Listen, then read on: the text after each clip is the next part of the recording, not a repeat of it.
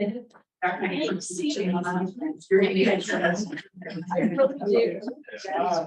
pledge allegiance to the flag of the United States of America and to the republic for which it stands, one nation, under God, indivisible, with liberty and justice for all.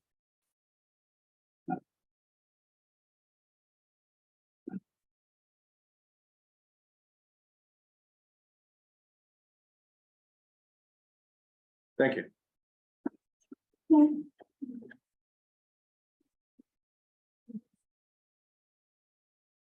All righty, so, and Mr. Gifford, we're all set on Facebook Live and all else, perfect. All right, and a quick note that Mr. Pullen is with us digitally, and so has his full rights as an elected board member. He's just doing so digitally, just like many of us have done before. So if we hear something come out of Zoom, we'll stop and try to get his voice heard. Great. So next up is certification of closed session. Ms. Kreitzer, please and thank you. Dr. Kelly, Yes. Ms. Johnson, Yes. Mr. Key, Yes.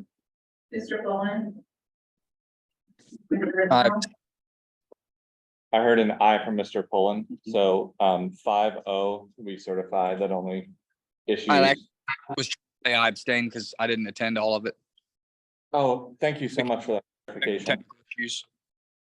That's an abstention based on some technical issues since he wasn't there for the duration. So that's 4-0-1 as it relates to certification closed session. Dr. Gretz, is there any action items to come out of closed session? There are not, Dr. Kelly. Perfect. We are on to adoption of the agenda tonight. Is there anyone who would like to make a motion to adopt an agenda? I move we adopt the agenda as presented.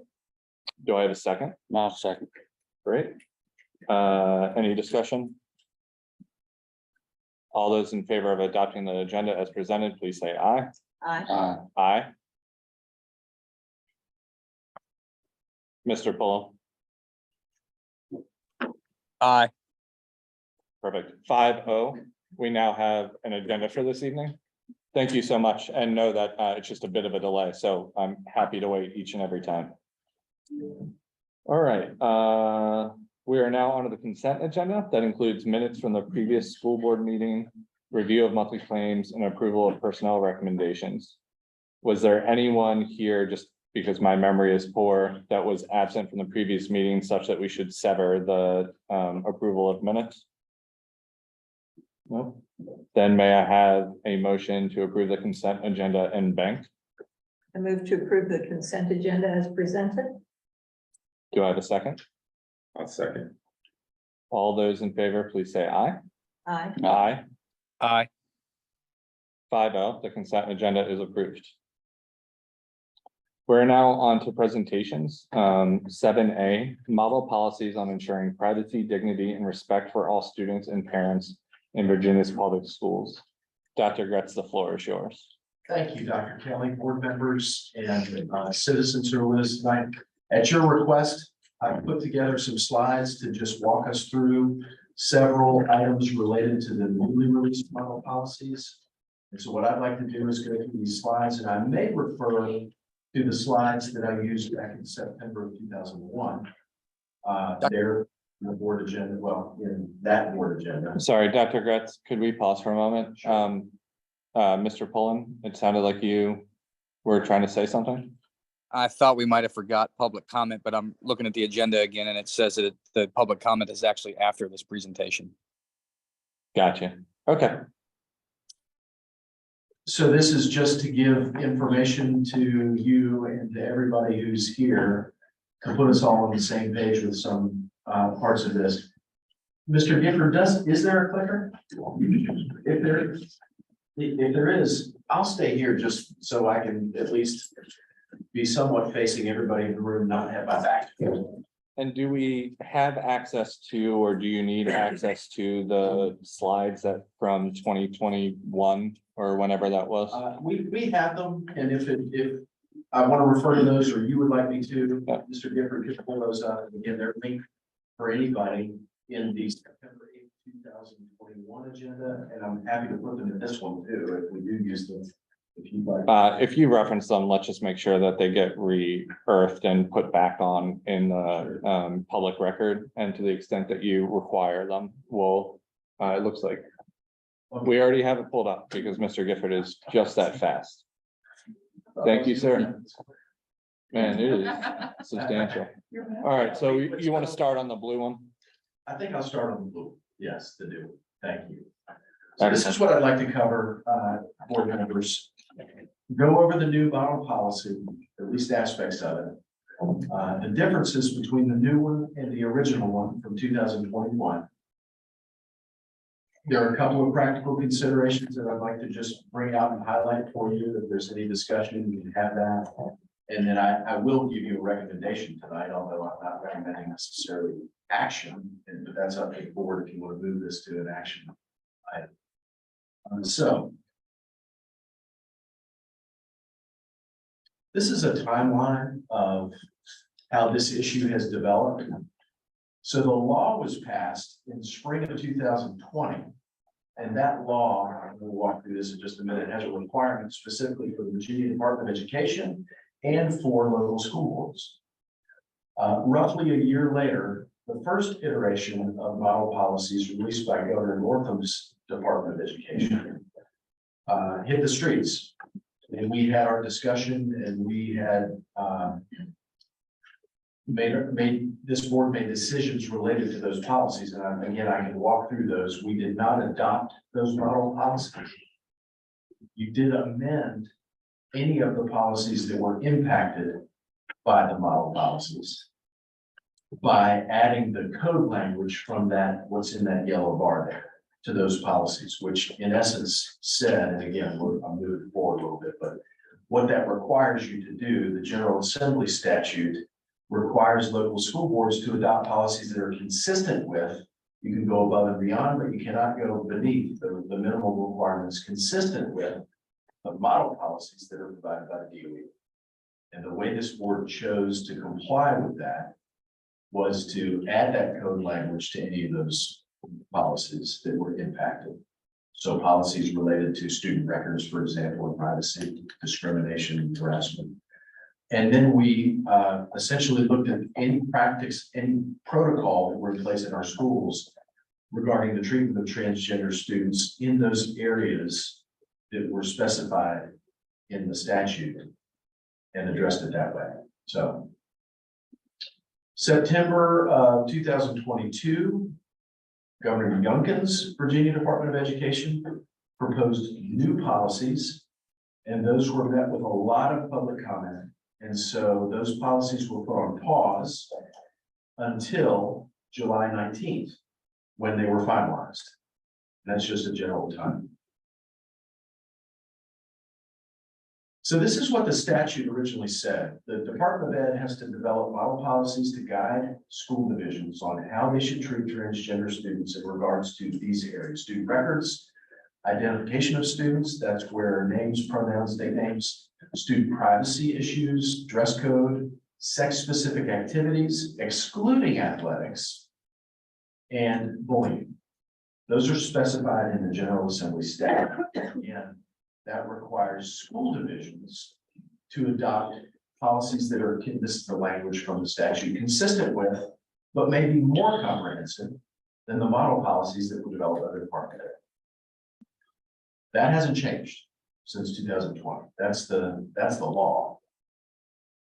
So the new model policies released in July initially were proposed in September of 22, put on hold. There's quite a bit of public review and comment and consideration. And then they were finalized in the 19th. They do replace the former model policies, and they're in effect July 19th. There's not a grace period. So they're in effect now. Remember, the statute requires you to adopt policies consistent with these. That's the law. The model policies now replace the first one. And so that's your current measuring stick, if you will, to determine consistency as required by the General Assembly. So let's look through some of the issues that are impacted, and this is just a comparison on the left. With regards to the role of parents, this is one of the significant differences, and this is one of the, this is probably, I will, as I've said to each of you as I'm talking to you about this, I think there's very little changes probably to what we did last time in terms of protocol. And I won't say there are no changes, because there are, but the significant difference is that anything involving the treatment of transgender students is now triggered by a different definition. Okay, so in 2021, there really was little expectation that parents be involved. It really wasn't specified. There was some, I'm trying to keep my commentary out of this, but both of these model policies have some areas where they're not helpful. This was one, I think, that really didn't give a lot of guidance. It said, you need to preserve privacy for students. You need to respect students' well-being. At the same time, you need parents to be involved. We encourage you to just kind of do your best with that. That's kind of how that was there. The student had discretion in choosing to request use of specific pronouns, use of certain facilities. That was a significant difference. The new model policies specifically say that unless there's risk of suicide or harm, school cannot intentionally, this is the language from the model policy, cannot intentionally conceal information related to child's gender, identity in school. If the child requests counseling related to gender identity, and I think we'll probably, as you consider and discuss whether it's tonight or another time, this is one of the issues that you may want to discuss, is just being specific. If a child requests counseling related to gender identity, the parent must be involved, notified, and give consent to the counseling. The parent must request in writing, and this is a significant difference. The parent requests in writing that the school recognize the child's gender being different from the biological sex. And the exception is that we're talking about minor children. The child's 18 or legally emancipated, and he's still alive.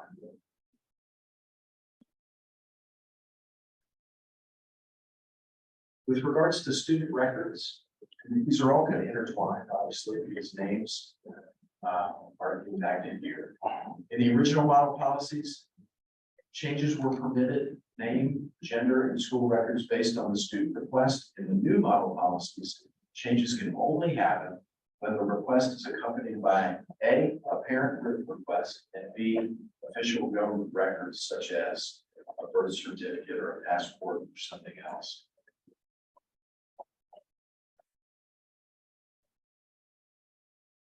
Regarding the use of names and pronouns, the 2021 model policies, again, the student request is sufficient. School staff are required to use new model policies. The student request is not sufficient. There has to be a request by the parent in writing for minor kids. And schools, this is the language in the policy. School staff cannot be required to address students in a way that violates their constitutional rights. So that begs the question, does requiring school staff to recognize a pronoun or a name requested in writing by a parent on behalf of a minor student, does that violate constitutional rights? And I can't answer that. That question is currently before the Virginia Supreme Court. That's coming out in a case that followed very quickly behind the Gavin Grimm case out of Gloucester in West Point with Peter Flaming, the teacher. So, and obviously a legal question like that, I'm giving you information that's given to me by your counsel, Brad King. So that's an area where schools are really,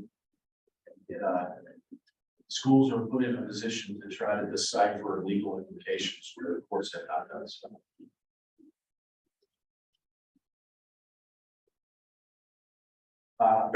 Facilities, bathrooms and locker rooms, and this is really where I think majority of the attention was placed in consideration back in 2021. Those policies, students They choose to use the bathroom associated with gender identity. And what came out of the Gavin Grimm case, which is still the prevailing case, was that provision of offering a single-use facility was not sufficient. It was considered discriminatory. And that has not changed. Which is why I think you see the language you're about to see in the 2023 model policy. Students shall use bathrooms that correspond to his or her sex, except to the extent that federal law otherwise requires.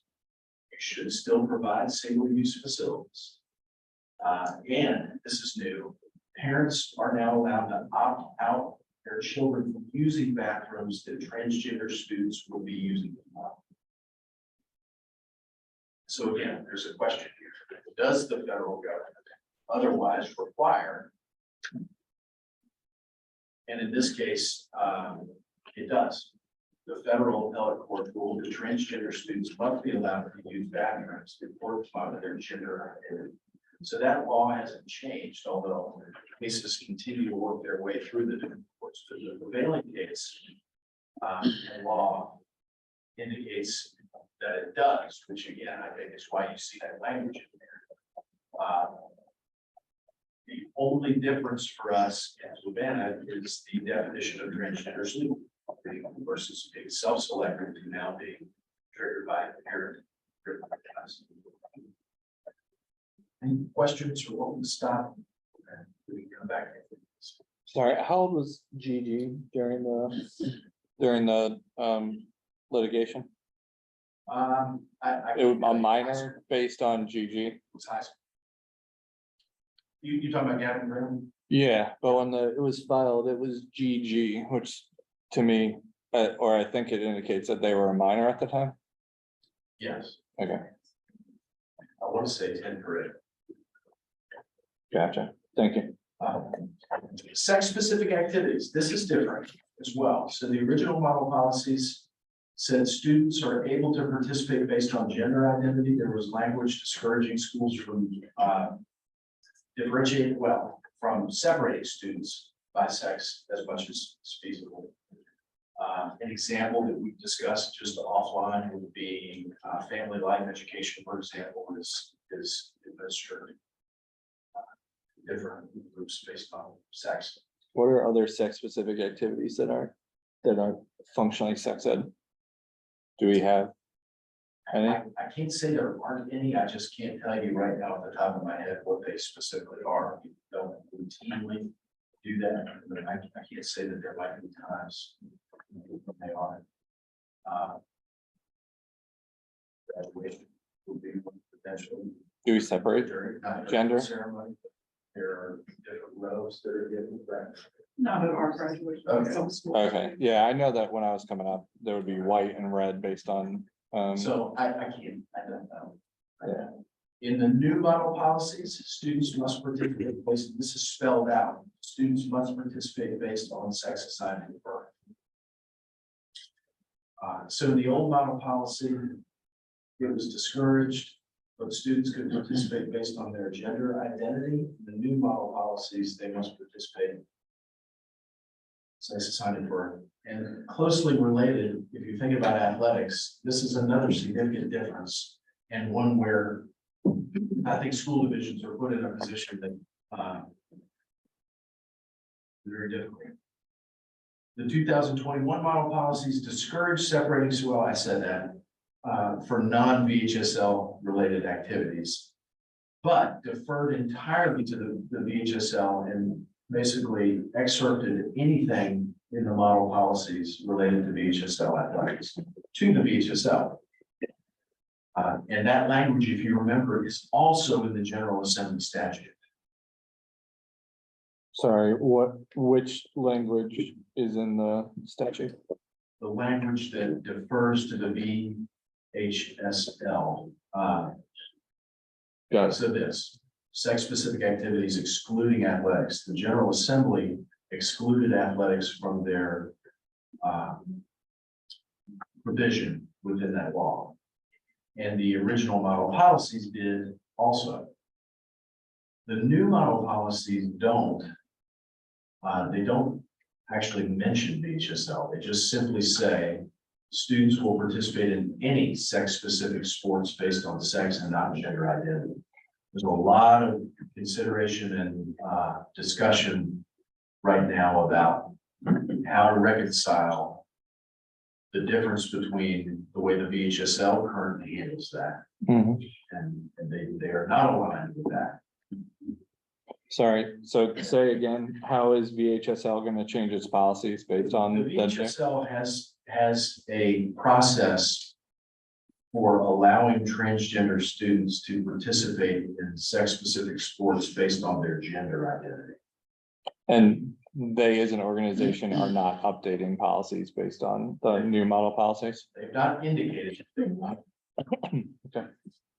So that puts schools in a position of tension that they really don't necessarily have control over the VHSL. There are specific, and I can get these, but there are specific eligibility criteria that the VHSL uses. And I don't think that I think it's rare if it has happened. But Yeah. Yeah, I don't think we need it, but so just to put everybody on the same page, again, 221 model policies are not in effect anymore. 223 are in effect as of July 19th. School boards are required to adopt policies that are consistent, can be more comprehensive. And you essentially can adopt the sample that was provided in the model policy by the VDOE. There is a sample policy in there. You could use that guidance to create a completely separate, specific policy. You can take current policies and revise them, which is what you did last time, really just being specific and clear. You didn't change the policies themselves, the language of the policies, but rather added the code language to indicate that those Sorry. policies are now compliant with that code. got you, say it again. So we didn't vote to change our policies, but we changed practice and acknowledged Virginia could. Yes, you did change, so you changed the policies technically because each policy has legal references. You added a legal reference, which required adoption and change and vote of the board. You didn't change the language of the policies. Got it. Or you can leave the policies in place as they are. Now, I don't know, now would be when you want me to jump right to a recommendation, or if you want me to review what we did last time, maybe I'll do this. This is what I am recommending, is that you didn't adopt the policy last time, but rather focused on practices, because that's really where this matters, is what does a principal do in a situation? How are they, the policies don't spell those things out. So focus on the practices. I don't think that your policies need to be changed. I did before, and I don't. I do think that there are some changes in practice if you are going to align. If we are going to align, and I think the law requires that. And that is one significant one, is that no longer can it be a matter of self-selection. Students, minor students, with regards to change of records, use of different pronouns, use of facilities, that all has to be initiated by a parent request. That's clearly spelled out in the statute. Sorry, could I pause for a second here? Yeah. So I'm on board that the Virginia, meaning that I understand that the model policies indicate that a minor student cannot, they indicate that a minor student cannot do any of those things without functionally a permission slip to have a trans identity in school. Well, not to split hairs, but technically, they don't say that. Really. What they say is that the school cannot start using those. The student really can do whatever they want related to the policies, but the school can't honor those requests unless they're made by the parent. Right, so as it relates to facilities, how do we not have a substantive disagreement between federal and state law on this? Like, if Gavin Grimm was a minor at the time and that court upheld that it was discriminatory to have that particular student need to use their own, like a single-use stall, if they say it was pervasive discrimination and that student was minor at the time, Yeah. how, if that's the federal law, how can the state law functionally go against that? How is this not conflictual? I can't say that it isn't. There, I'm not an attorney. Mhm. There are attorneys who are, their dispositions that it isn't conflict. Mhm. The prevailing case does not speak to parent involvement. It doesn't say it needs to be there. It doesn't say it doesn't need to be there. Gavin Grimm was recognized by the courts as a transgender student. And so there's an argument. And was a minor at the time. Was a minor. Were they a minor at the time of the decision that the court acknowledged identity? I'd have to go back and research that and make sure I'm being accurate. I mean, there's nuance here. I'm just trying to understand it so I can grapple with the. Yeah, so I didn't include all that in here. It's in the document that is attached in the agenda that you received from Brad King, from Sands Anderson. And there's a lot of legal support that both sides of that issue are citing as support for those stances. Sorry, I interrupted you on bullet one. Could you keep going for the others? Sure. So that would be a change. Another change would be that participation in sex-specific activities would be based on birth sex as opposed to gender identity. And then another change would be, and this is where I feel like I should go back and capture the language, but if a child seeks counseling related to gender identity, a parent is to be notified. I think that's maybe a difficult thing for everybody to get on the same page with what counseling related to gender identity is. Is that counseling related to me struggling with what my identity is? Is it counseling related to that being a resolved issue, but now I have problems at home because of it, or problems socially because of it? Or is it I'm being bullied because of it? And that's why I'm getting counseling. I think that's something that I would want to work very closely with our counselors on. Because I don't think it would be wise for us to say anything related to issues that are associated, maybe stemming from that, would require this. Now, we do have a provision already that allows counselors discretion when there is risk of harm, risk of suicide, if they believe that the child's well-being is in danger. That provision is already there. It needs to continue to be there, obviously. Are there other topics that are so taboo that a counselor needs to pick up the phone and notify a parent? Well, the other one that I think I used last time, just because it's an age-old issue where counselors would find themselves in tension, would be a 15-year-old girl comes and says, I'm pregnant, and I don't want my parent to know. Or I'm going to get an abortion, and I don't want my parent to know. You help me find somebody to give me an abortion. Those are the kinds of issues that, and having never been a counselor, I can't speak to that. Yeah, are they mandatory reporters for pregnancy?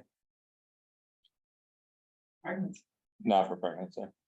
Skill as a counselor. Yeah. So I think that's an issue to discuss with our counselors, but it is a change. At the end of the day, there's no counseling in school specific to gender identity happens outside, unless there's risk of suicide or harm, then it would happen outside of a parent. Now, the way we handled this last time, because there's specific guidance in the new policy related to this. There really wasn't a lot of guidance in the old policy. We would never seek to intentionally hide something from a parent. Mhm. And if there were a situation, I'm telling you how we resolved this in 2021, where it was very specific, where it was not as specific, that it would always be our goal to work towards involving the parent or helping the student work through situations where they would be more comfortable to involve their parents. Every situation is different, and having met with students who are impacted by this on a couple of occasions, I know this is a big issue, and there are stories that they tell are very compelling about students who find themselves rejected at home or at odds with their families because of some of these issues and the damage that that does to them. And the difficulty of, I don't think it's as cut and dry as just simply saying, I know that last time we went through these in 2021, a neighboring division, semi-neighboring, governing, adopted a specific practice where they basically had counselors that if anybody came in and mentioned this issue, the counselor was saying, hey, stop. I just want to make sure you know, we have to call your parent. You want to continue to tell me. I think those things are problematic. We do have to understand that parents need to be involved. We have to adopt policies that are consistent. The model policies which say they're involved. And we have always wanted parents to be. There's this difficult undefined space maybe where if a child says, I'm in harm at home, or there's a risk of harm, or I got kicked out of my house last night, I don't have a place to sleep tonight. Any of those issues, whether it's related to gender identity or pregnancy or who they're dating or anything else. Counselors are always navigating that space of understanding how to notify parents or how to unite students with parents or how to help students be protected from situations that exist. That's not new. That's not new for our counselors. And I don't think that changes here. The other difference would be allowing, parents are now allowed to opt out so they can ask their child and be opted out of using a restroom for a transgender student. That's it. And what does used by mean?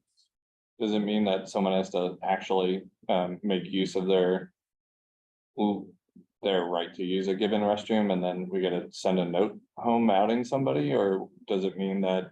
There's nothing specific in there in clarifying your questions. I think the board and we really have to work through that. I don't think it's feasible to say that we would send out a notice and at the same time. We only have so many facilities. I mean, as I've thought through this, I think that maybe ironically, what would happen if parents opted their students out of using a facility? I don't know whether that would be, since the federal government makes a provision that if a parent sends a note saying, requesting that their child use a different bathroom than their birth sex. Sorry, that's the state, not the federal, right? The federal doesn't have any permission slips. No, the federal appellate court is said. Oh, okay, yeah. Yeah. Wait, but they didn't involve, there wasn't, parental consent wasn't embedded in that. No. So the federal law says that a transgender student can use the facility associated with their gender identity. Mhm. And so if we take that law and apply it to what the new model policies say, which if you remember what they say is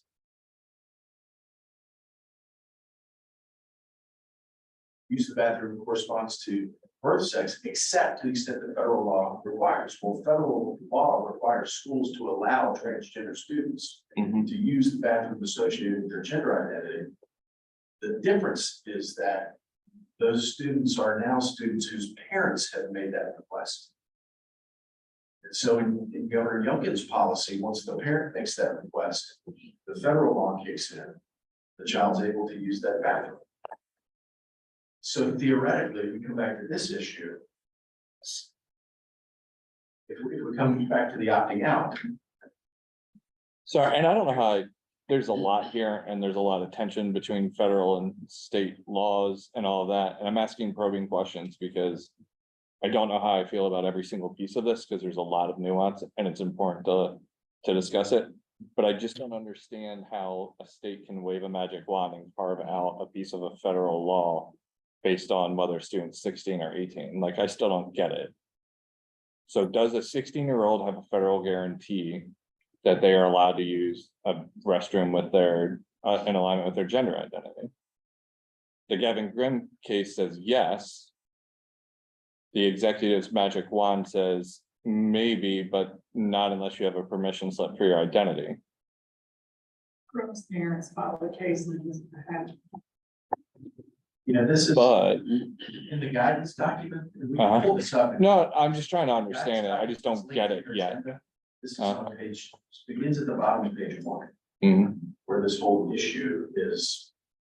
I'm not trying to make life difficult. I just want to make sure that we have the right component pieces because this is remarkably nuanced and precarious and currently being litigated in 17 different dimensions, which seems a bit unjust to thrust upon local school boards who aren't attorneys. See, Mr. Gifford, can you pull up if you go to the agenda, there will be a link to a guidance document. And that, I believe you're in 2021. And my apologies. I'm not trying to derail. I'm just trying to make sure that I'm trying to follow along with you and then get stuck. Sure, that's okay. Thank you, Judge. Transgender guidance document. So this came from Sands Anderson. Might have to blow it up a little bit, but right there, this is case law related to the definition, which is a key difference in these two model policies. Mhm. And so you'll see the Court of Appeals for the Fourth Circuit, which is controlling federal circuit for Virginia. So that's the federal appellate court. Relied on the following broad definition of transgender. People who consistently, persistently, and insistently express a gender that on a binary we would think of as opposite to their assigned sex. That's the definition the federal court used. And so your question is, how does requiring a parent to indicate that expression conflict or align with that federal law? I can Yes. answer that question. I mean, I think you expressed my question perfectly. Yeah, So, and I think that's where we all find ourselves. Frankly, I'd like the courts to resolve it instead of having local communities and school boards try to do it. we got model policies in July and they're on our agenda in August and Gavin Grimm's case probably wasn't resolved until they were in college. So if you, yeah, well, that's okay. There's more to say about that. That document has a lot of these.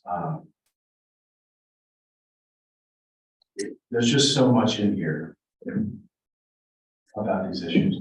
So those are the differences. The next.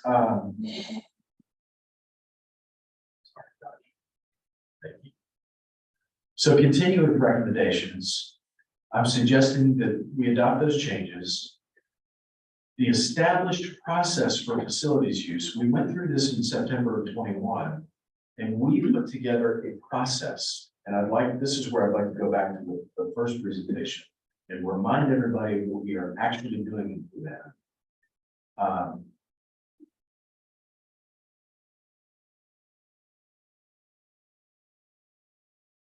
Thank you. That's perfect. Is it, oh, I see. I can't do that. Can you blow that up a little bit, Josh? Yeah, what slide you Start want to there. start? Sorry. So this is the language related to, in the initial 2021 document, related to access to, let's say, just bathrooms, locker rooms. This is the language, and this is what we walked through. School staff should not confront students about their gender identity upon entry into the restaurant. And we discussed what confront means. Doesn't mean that school staff are not allowed to address problems if they see problems. It means that there's not going to be a purposeful confrontation. School divisions should accept a student's assertion of their gender identity without requiring any particular substantiating evidence. This should involve, meaning the expression of gender identity should involve more than a casual declaration of gender identity. It does not necessarily require any substantiating evidence. And the reason I pulled these out for you is that as we went through this, and I know this document is moved, but there is some conflict here for me, and as our team worked through this, without requiring particular substantiating evidence, and then saying it doesn't necessarily, which means it might, but it doesn't necessarily require substantiating evidence. And then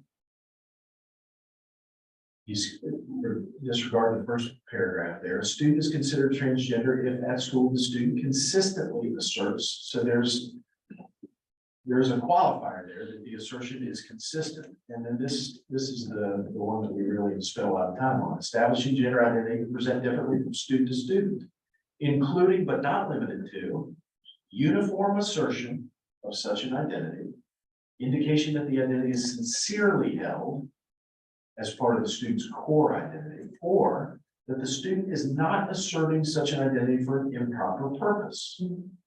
Schools should work with a student to address any concerns. So there's not to be a confrontation at the bathroom door necessarily, unless there is a belief that there might be an improper purpose or it isn't being sincerely held. But there is an expectation in the 2021 Act that schools work with students.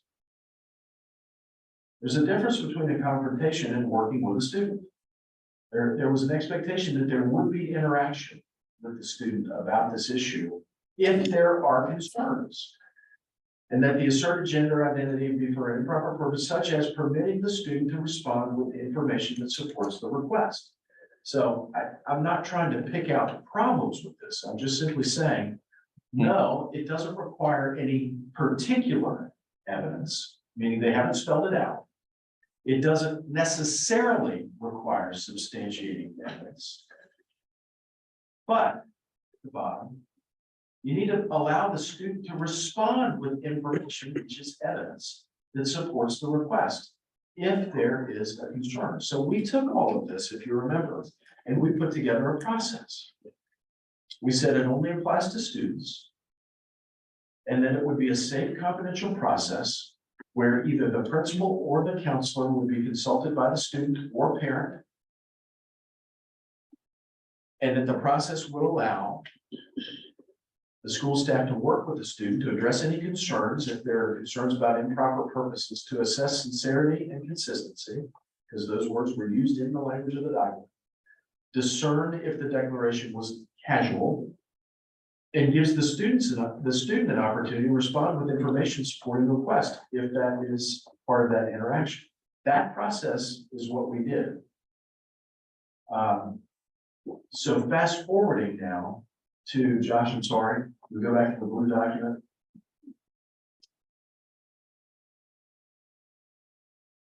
Now that process, all the language for that process, we put together our own process. The language for that came out of the 2021 model policy.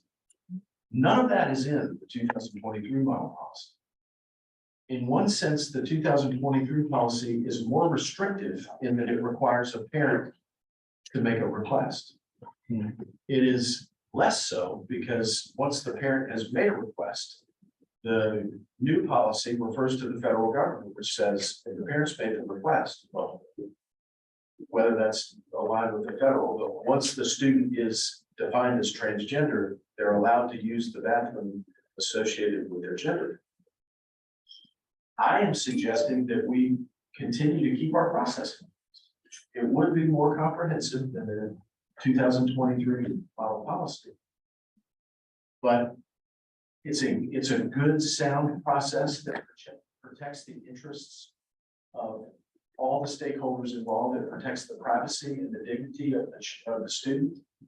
It protects the interests of those who would be afraid that staff are just going to stand by and allow anybody to go in any bathroom because they can't confront them.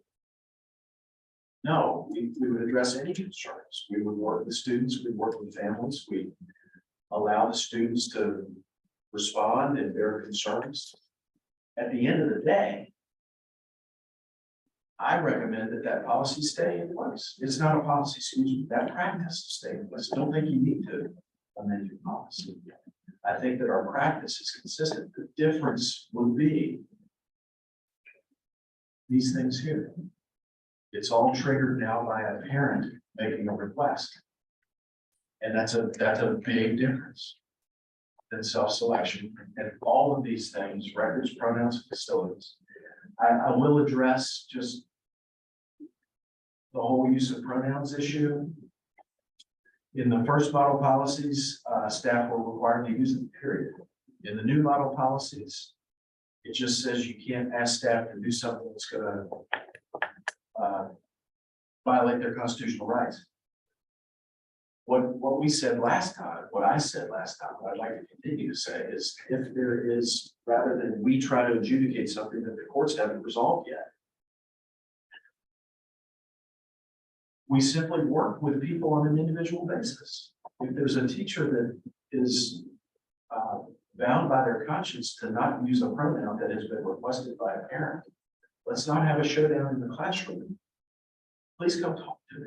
Let's have a discussion. Let's see if we can find a way to resolve that in a way that both parties can be respected and dignified without right out of the gate, our first response being a sledgehammer. Sorry, can I'd like to just poke for half a second. Can you give me an example of what a compromise is between using pronouns and not using pronouns? A compromise, I can't give you a hypothetical because I've not been in that situation. Yeah. I can just say, I think that it could be that a teacher would say, a teacher might say, I don't want to use that pronoun, but I'm not going to use the other one either. I'll call the person by their name. I don't know. Yeah. Certainly. We haven't had any situations where. Oh, teachers no, said, I'm on board with you. I was just trying to I was trying to figure out what the, I was trying, we got. She, her, he, him, they, them, and if there's disagreement between Yeah, a student with a permission slip and a staff member, then I'm just trying to figure I'm just trying to figure out what the middle ground is. Yeah. I find it hard There may not be sometimes. one. In those situations, there may not. Yeah. I think it's always best to try to get through those events.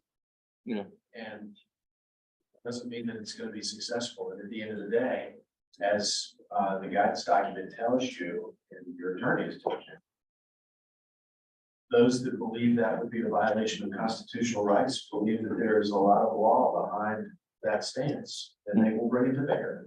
And those that believe that the law requires them to use the pronoun choice have also laws backing those, and bring those to bear. Yeah, on that particular issue, it seems like there's a lot of cases that have temporary injunctions that have aged 5 years, but not been resolved by the courts yet, which is insane. There's a case in Loudon that you might remember where a teacher made public comment in a board meeting about not using the pronouns and was fired. Mhm. And the courts made the school division allow the teacher to come back to work.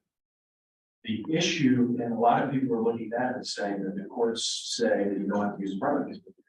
And that's not what that case was about at all. The court simply said to the school board, you can't fire somebody for coming to a public meeting and talking about something that you asked people to talk about. That's all they said. Yeah, it's They have not a free speech adjudicated issue. whether or not that's a free speech issue. But they're considering it now. So I think if we were to get to the point where a parent made a request in writing on behalf of a minor child to use different pronouns than the birth sex. And a teacher said, I can't do that, and that violates my rights, and you get it. We can't resolve that. Courts haven't resolved whether or not that is constitutionally protected or not. And everybody has an opinion about whether it is. Yeah, there's some real good case law here, which is nuanced and points in different directions.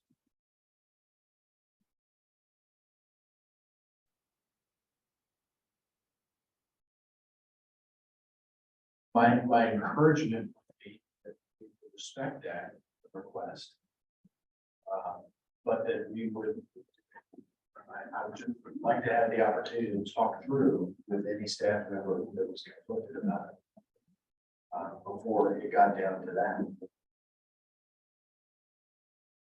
So, I did include this simply because the attorney gave it.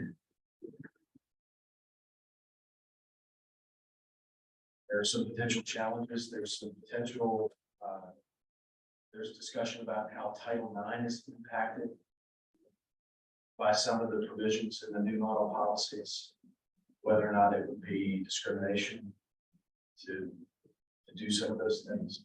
Again, nothing's been decided. There's the potential, just like there was last time for litigation. And my recommendation is based on first complying, continuing to comply with the law. I don't think you need to amend your policies. I do think our practices will need to change according to what I presented here in order to comply with the policies. And I'm confident that we can do that in a way that preserves the dignity and respect and preserves safety and allows our counselors to continue to consider student safety.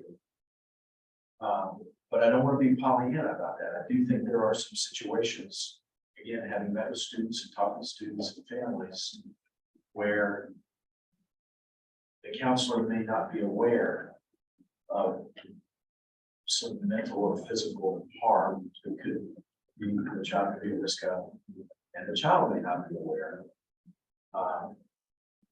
And by this protocol may not seek help from a counselor because of this. I don't think our counselors need to be in a position where we tie their hands and say, anytime somebody uses the word gender in your presence, you need to pick up the phone and call a parent. I don't think that's the intention of it. But the intention and the explicit instructions of it are that we're not going to purposely conceal this information. So I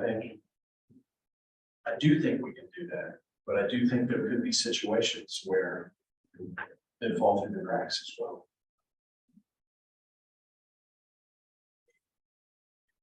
So this isn't on our agenda to be taken up or voted on or anything like that tonight.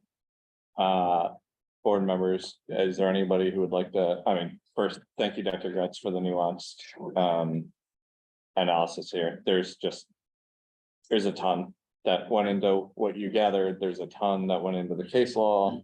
There's, in my humble opinion, lots of nuance as it relates to what the existing law of the land is. There's federal supremacy considerations. There's the role of a counselor versus the role of a family consideration. There's lots here. So I guess I'll just open the floor if any board member is inclined to articulate anything as it relates to this policy. And if not, we'll move on. I'd like to discuss it later after public comments. We can, anyone is free to add new business functionally, or we can vote to amend the agenda after. I swear I turned this off. I apologize, folks. Or we can, then my phone never listens to me anyway. So we can either, so anybody can make a motion to amend the agenda at any point anyway. And if we have a motion and a second, then we'll talk about amending the agenda. So to whatever extent, wherever in our proceedings tonight, somebody wants to have further discussion, that's totally an option. Mr. Rittenhouse or Mr. Key or Mr. Pullen, if you're online, does anyone else want to ask a question, make a statement, any of the above on this for the moment? Just like many other things that we have been presented before in board meetings, this presentation tonight, and typically we don't vote on it. Oh, it's not on the agenda to be voted on. Right, I know, we're just being presented tonight. Mhm. But it's a whole lot to take in. Mr. Key, if you're inclined. No, okay. Is Mr. Pullen with us? I'm here. Okay, would you like to add anything before we move on to the next section? I would just add that Mr. Gretz did a good job of explaining a really complicated situation that we've been dealing with for the past couple of years. I think we've navigated it really well. In fact, Mr. Gretz and I talked about this today. Other school districts, board members have actually called me and maybe some others to ask how we navigated it because they didn't do such a good job and they wanted to use us as an example moving forward. So I think Fluvanna has done remarkably well with the two different administrations that are on two very different, polar opposite sides of this issue. And I would suggest that we continue to follow Mr. Gretz's recommendation. And I think he articulated it very well, and that's what I intend to support. Thank you so much, and I'll certainly second and say that we're in strong agreement that the overview here and analysis is particularly strong in what we expect of a division leader and then some. All right, Well, so, I'll just go ahead if that's all right and make a final comment if it's not. yeah, gonna come no, up no, it's again. okay. I also agree that we should follow your recommendation, Dr. Gretz. I'm impressed that the new policy recognizes the risk of suicide in its statement that unless there is risk of suicide or harm, school cannot intentionally conceal from parents information related to a child's gender identity. I assume that students considering suicide don't often announce their intention, making, in my opinion, determining risk impossible. So while I'm impressed that the policies acknowledge there is a risk of suicide, I am alarmed that they've determined it to be an acceptable risk for students who do not wish to inform their parents. Yeah, I think it makes them, like, regardless of policy adoption, et cetera, I just think it puts our counselors in a remarkable position to make these determinations and to have a hot button issue that's relatively untouchable for not particular circumstances. Alrighty, so we're gonna move on to public comments. Per usual, we have a 2-hour maximum here. So this is a point in our evening where we'll invite the public, meaning anybody who is a resident of Fluvanna County, who is an employee in our school system, who has business before the board, et cetera, to come forward and be heard for up to 3 minutes each. We just ask that you provide your name and address. You don't address any particular board members directly, and that you treat one another with respect. So is there anyone who would like to come forward and be heard? Please. And Mr. Oh, you already have it up. Thank you. I didn't even look up before I said it. So, My name is Georgiana Jocelyn. I live at White Bluff Court in Lake Monticello. My first time here, sorry. I keep hearing about the main concern being the rights of the parents, knowing what is happening with their children. My question is, what about the rights of these children? Sometimes school is the one safe place where they have to be away from their parents and the only safe place that they have to express themselves among their peers. Not every child has a safe and happy home. Sorry for the old data, but I was on a time crunch. A 2012 study by the Williams Institute at UCLA Law found that there were about 1.6 million young people homeless during the time of this study, and that 46% of the homeless LGBTQ+ youth ran away because of family rejection of their sexual orientation or gender identity. 43% were forced out by parents, and 32% faced physical, emotional, and sexual abuse at home. The CDC's Youth Risk Behavior Survey from 2021 shows that 1 in 4 teens identify as part of the LGBTQ+ community. According to numerous reports, there are estimated over 4,000 transgender teens in the state of Virginia school systems currently. There are 623 high schools in Virginia, and 386 of those are public. There are 227 middle schools. So there's a very high likelihood that Fluvanna County has among its students a significant portion that identify as something other than cisgender or heterosexual, with even more enrolling in the coming years if this trend continues. Please show these students that you care just as much for their future as you do for every other student in this system. They are worth it. Thank you. thank you so much. Is there anyone else who would like to come forth and be heard?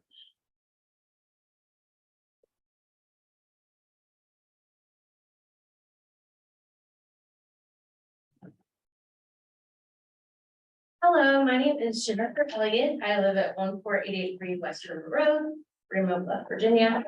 Up until about June of 2022, I was an employee here with Fluvanna County. I worked at the high school, teaching English. And so I was at Albemarle High School last year as a literacy specialist, and I'm now the division secondary literacy specialist in Charlottesville City Schools.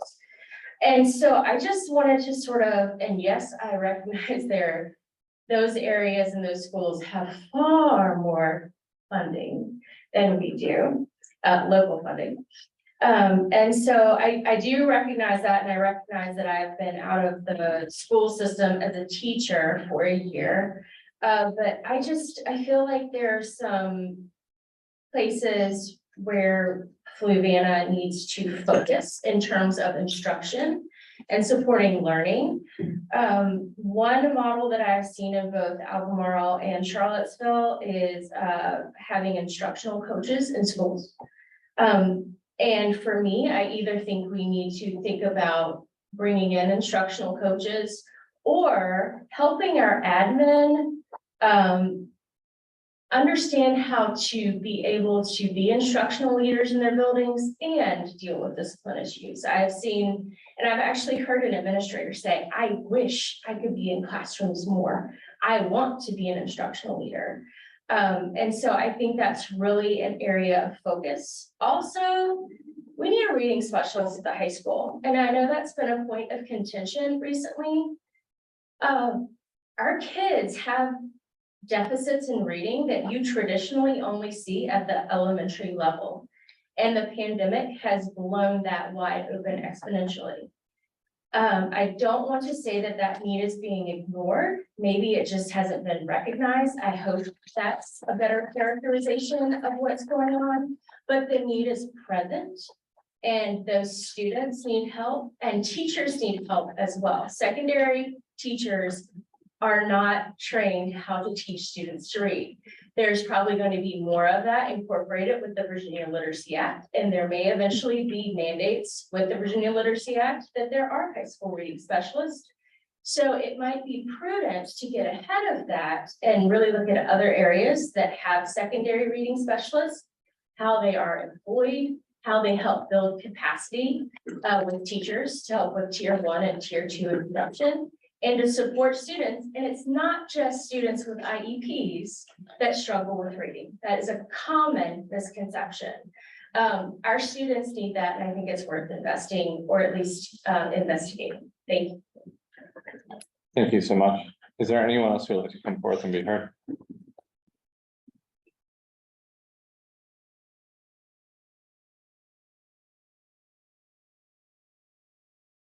Hello, I am Cindy Gerard. I live at 18 Fleetwood Drive. I have a lot of very disjointed notes, so this is not going to be in order and I'm going to jump around. First of all, this is targeting kids who are already more at risk of being harassed and attacked. If a kid is not comfortable at home coming up to their parents, there's a reason for that a lot of the time. If they have a teacher or a counselor that they actually trust at school, you are taking that away from them. I have seen a trans student harassed in the bathroom by using the bathroom that they were assigned for the sex that they were assigned for. I've seen this in the schools. We are told as parents, especially as the kids start getting to high school, allow them to advocate for themselves. In fact, I met with a teacher just Monday saying, I want you to advocate for yourself to my child. But now you're saying, no, you need a note from your mom. It does not make sense. It does not work. Already these kids do not want to go to their counselors because they're afraid of being outed. They're afraid they're going to be told on. It's going to make everything so much worse. And I will leave things at that. Such a bad thing. This is not about parental involvement. Because if that was the case, I would see more people at these PTSO meetings. The last meeting we had, there was me and the assistant principal, and that was it. This is about being uncomfortable with someone that's other than you. Thank you. Is there anyone else who'd like to come forth and be heard?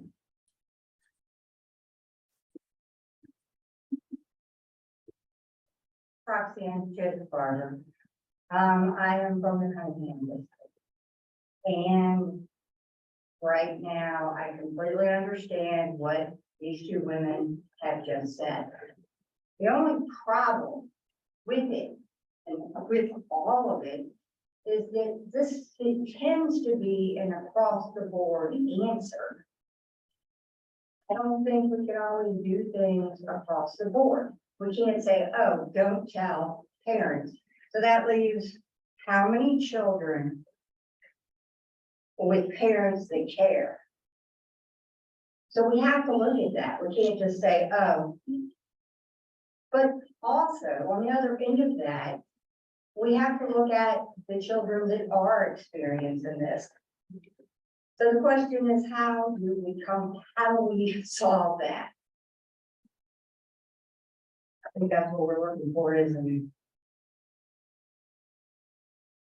That's kind of it. That's all I really wanted to say. We can't do things across the board for every person. We can't, for a person that is transgender, we can't expect everything to be across the board for a child that is heterosexual. So it can't work that way either.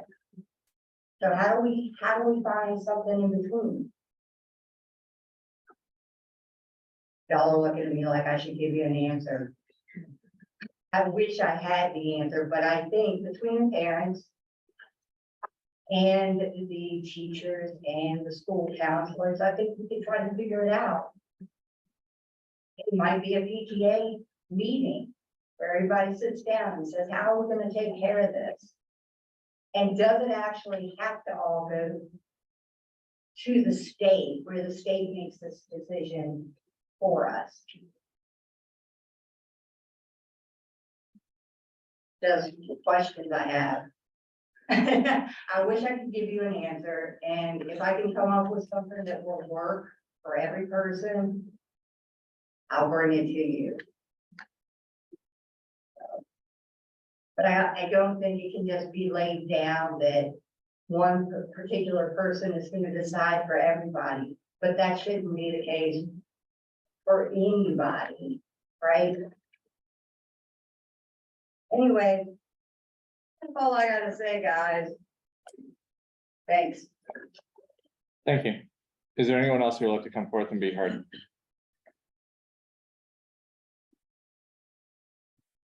My name is, excuse me, my name is Danny Reed. I live in the Fort Union district. First of all, happy first day back to school, everybody. Lighten the tension a little bit. I'm a candidate running for Fort Union, or in the Fort Union district for Fluvanna County Public Schools, and family and teachers are at the core of why I am running. Just a quick touch on the family side of things. I'm not sure what the school board's role was in the new vaping policies and the dress code policies, but thank you. I'd also recommend you guys throw the bullying policy in there very quickly as well. And not only in intact, have these policies intact, but also hold those accountable to enforce them, because a policy that is intact is no good and it's completely a waste of time if it's not enforced within the schools. But switching gears over to teachers. So it's been brought to my attention recently that teachers throughout the county are not allowed to, as trivial as this sounds, print using color ink, nor make copies using color ink. I've spoken with teachers in every school throughout the county. I was amazed at the fact that all of them responded with, I have to use my own printer and my own ink, and it is funded by themselves. And it led me back to this kind of funny little meme that's been floating around, government funded classroom, and it's pretty bare, it's bleak, it's boring looking. And then on the bottom of that, it says teacher funded classroom, and it's vivid, it's bright, it's colorful, it's what Fluvanna County Public Schools classrooms look like. I'm asking you guys, the raises are nice. I'm married to a teacher. We thank you for that. Quite frankly, I don't know if that's enough, because that money's going now to increase taxes and other things like that. I'm asking you guys to invest in our teachers. Once elected to this school board, I will help you invest in these teachers. What I'm really asking is, I know budget season never ends, even though it kind of ended a little bit ago. Go find $10,000 to $20,000 and buy these teachers some ink and start investing in them, because the only way we start attracting the best teachers to this county, and don't get me wrong, we've got a lot of great teachers in this county, but we always need more. The only way we attract the best teachers to this county is to make these teachers feel very invested in outside of a paycheck. The only way we keep them in this county is by making them feel very valued in ways outside of a paycheck. And we ought to have the approach, and I'm not saying that you guys don't, this is not a criticism on you guys. I bet you guys probably didn't even know what I was bringing up until tonight. We need to hire teachers who want to be Flukos for their entire career, and the only way that happens is by doing things like this. I know we have fat that can be trimmed in this budget, and it's not just in surplus at the end of the year to go be spent on something big. Go find it, go invest in our teachers. Let's make these teachers feel very wanted, because I can tell you, married to a teacher, that ink's not cheap. And if you multiply that by every teacher in the county, that's a lot of money spent by teachers out of their own paycheck. So don't give them a raise, give them a raise, but then also let them keep that money. I thank you for your time. You'll have a good evening. Thank you. Is there anyone else who would like to come forth and be heard?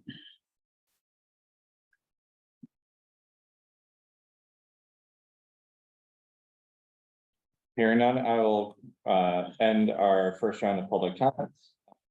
A second round of public comments, I believe at the end of our agenda here. Yep, 13A. So if you stick around, everybody who spoke already will have an opportunity to speak again. Total clean slate come 13A. All right, so we're on to reports. Dr. Gretz, the floor is yours. Okay, thank you, Dr. Kelly. So as always, you can see the items in my report. I'm not going to go into those in detail unless you have specific things you'd like me to highlight. I will say that we did have a wonderful first day of school today. We were out in all the schools today, and there's just a lot of positive energy, and everybody is really, I think, set up for a wonderful year. There's a lot of information in here. The SOQ report is essentially the report that confirms, if you will, or affirms that we are compliant with all the standards of quality. Again, if there's anything in there that you want to know more specifically about, I'm happy to touch on it, but it's provided to you. How about accreditation?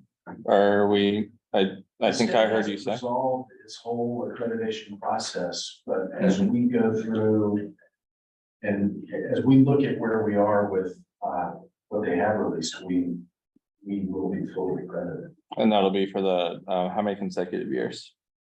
I think it's 11.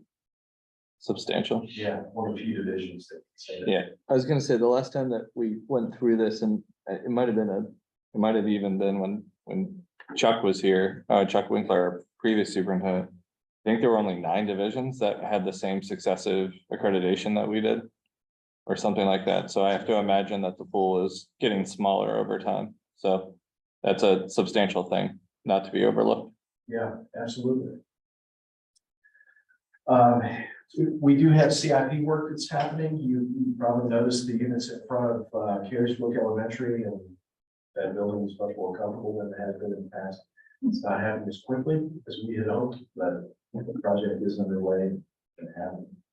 There are some great events that you can take advantage of under the parent and student outreach section. I was very privileged to attend the safety forum. It's an annual event. It's actually one of the best, I think, in Capitol Hill, and several of our staff members, where once again, we were exposed to some different safety initiatives and trainings on behalf of the state, but also Fluvanna was recognized there for the partnership with our local law enforcement. Yeah, we were last year as well.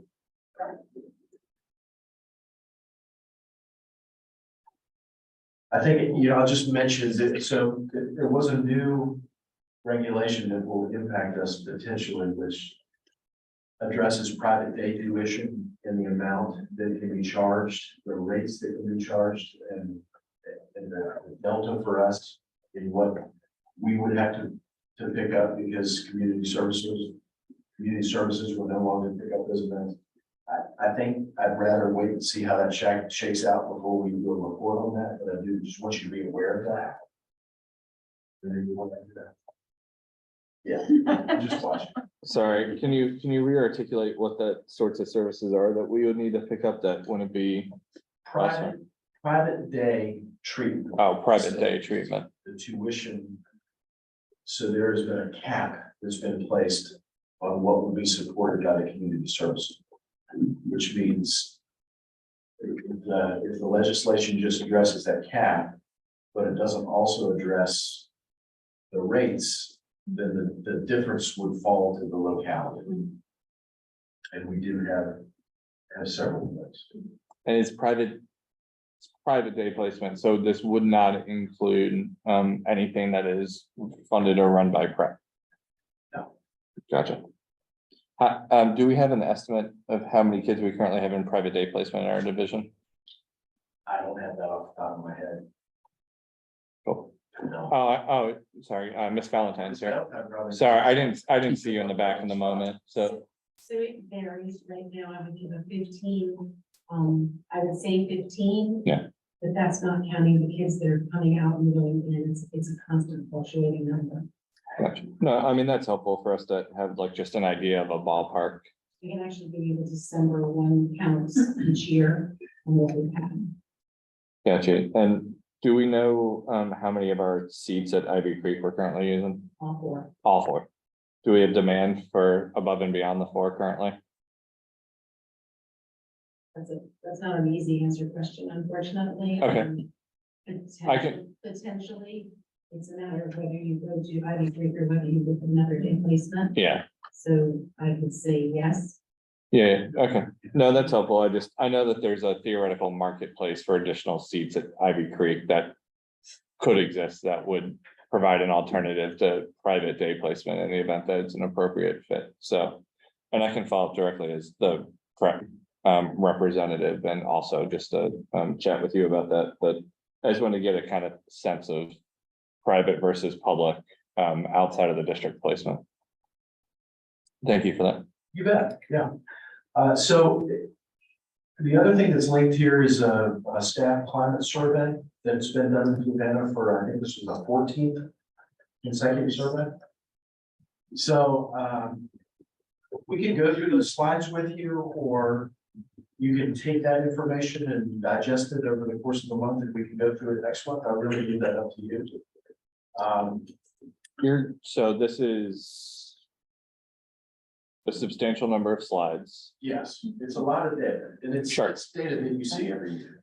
So I want to make sure that it gets light and spoken about. The question is, do we do it? Do we do it tonight and it's in its full capacity? Do we do it at our next board meeting after we've had time to prepare? Or, We're prepared to present it. It's a matter of whether you want to take a look at it before we talk about it, or you want to. if you had to choose between going through the comprehensive plan versus going through the staff survey tonight versus next month, which of the two would you prefer? Plan. Okay. Simply because it's time sensitive. I think it's important, but We have a lot of meaty stuff tonight, so I'm just trying to like juggle. Would it be acceptable to the board if we planned on having a full presentation on the staff survey next month so that we can include it in our discussions and thinking as it relates to budget and priorities? I'm fine. Okay, so let's all make sure that we've gone through that, and then I'd like to make sure that the community gets to hear what our staff is saying as well, so that we can work together to solve some of the issues. so that's available there. And that's really everything. I'm gonna update you in a separate item. I didn't put it in here, related to our ongoing strategic planning draft work. Mhm. So unless you have specific questions, I can hold until then. Yeah, and where do you want to fit the strategic plan in? Oh, it is the next item anyway, so. Yeah. I guess now is great. Okay. Mr. Gifford, okay, could you go to the slide that begins with who goes inspired?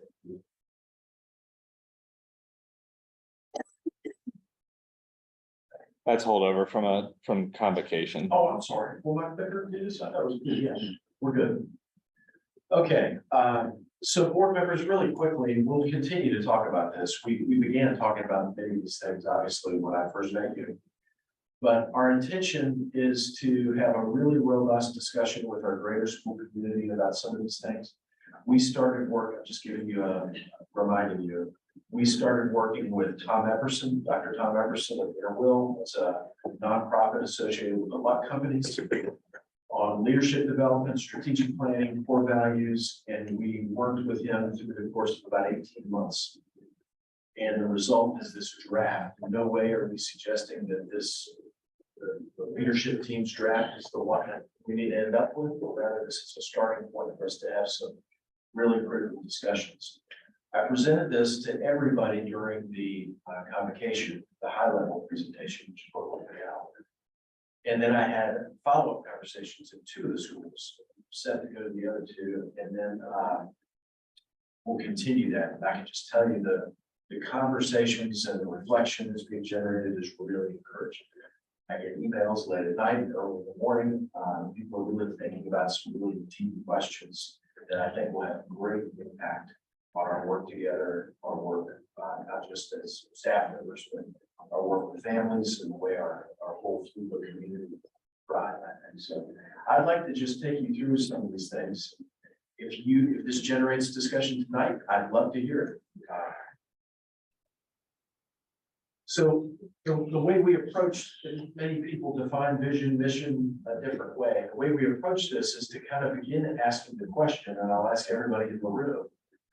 For staff members, after you've invested a certain length of time in this work, whether it's 10 years or 40 years, for community members, for your own investment as a parent or a community member, but what is it that we want to look back and have done? What kind of legacy do we want to leave back? What impact do we want to have? And through a series of, like I said, many conversations, we ended up with equipping students for life and making sure that they're all prepared to have a positive impact. Our definition of leadership is just that. It's not into a position, but rather putting yourself in a position to have a positive impact.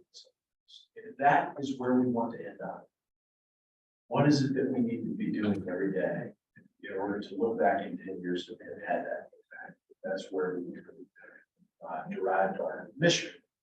And that was to make sure that every day we're maximizing the potential of our students, of our staff, of our families, of our community members. If we're maximizing people's potential as learners, as readers, as athletes, as leaders, as community-minded citizens, as collaborators, critical thinkers, we will have prepared them for life, for whatever's beyond K-12, and have a positive impact. That's where we our core values, which is a very important step for us, are intended not necessarily to be representative of everybody's personal core values. We all have these hardwired into who we are based on our coming into the world and experiencing the world and our being raised and impacted by other adults and other individuals. And we get beliefs, and then some of them get valence and they become values. But rather for us to carve out some values that we as an organization, we don't have control over what people outside of our organization do necessarily. But we'd like to invite everybody to commit to these as being characteristic of who we are as a school division.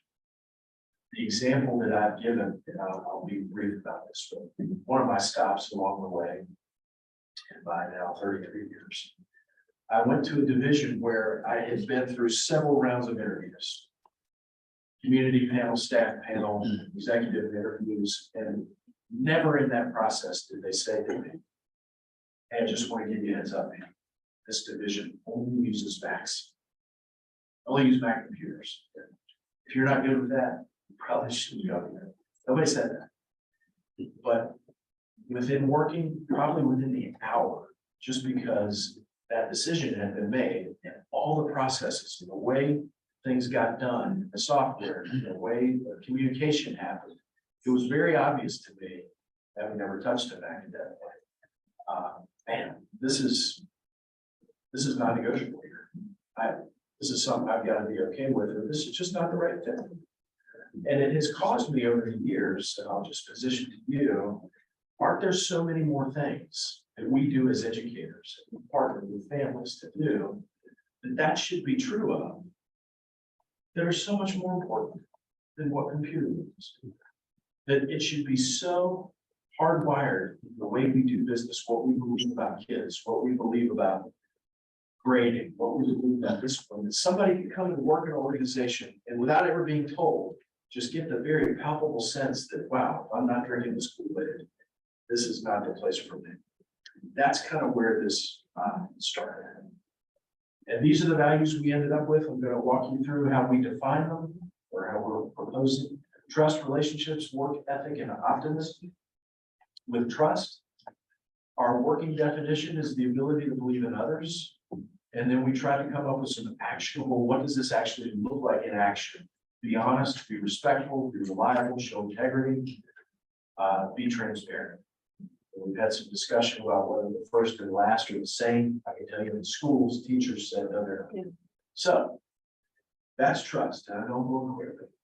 Relationships, ensuring open and effective interactions in all of our schools and in the community. What does that look like? Being respectful, showing empathy. And there's been a lot of talk in the schools as I've come out to discuss this about the difference between empathy and sympathy, making sure that that's clear. Valuing others, being honest. Stop me if you want to go deeper or have any comments. Work ethic, consistently performing at a high level, exceeding expectations, being intrinsically motivated, taking initiative, holding yourself to a high standard. We've one of the things I do want to say, in no way does my bringing this as a drag suggest that these things aren't happening. It's rather just us going through the process of codifying values.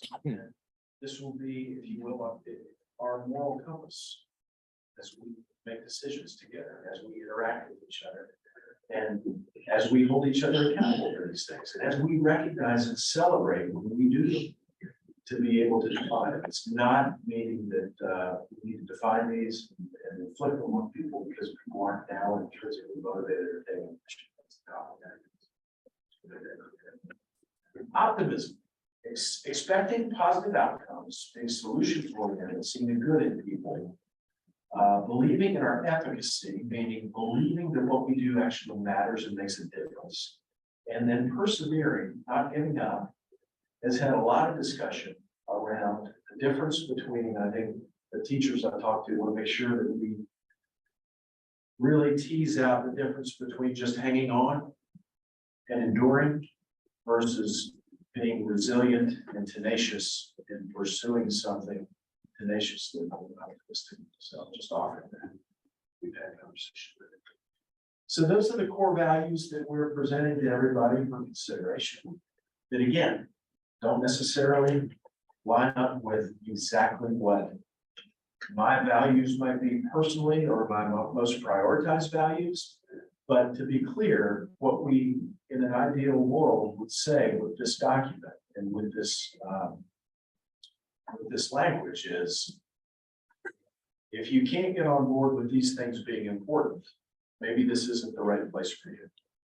And so I would invite you to just frame your consideration of these values in terms of that. Is that true for you? And is that what you would want to say to those that are considering being part of our organization?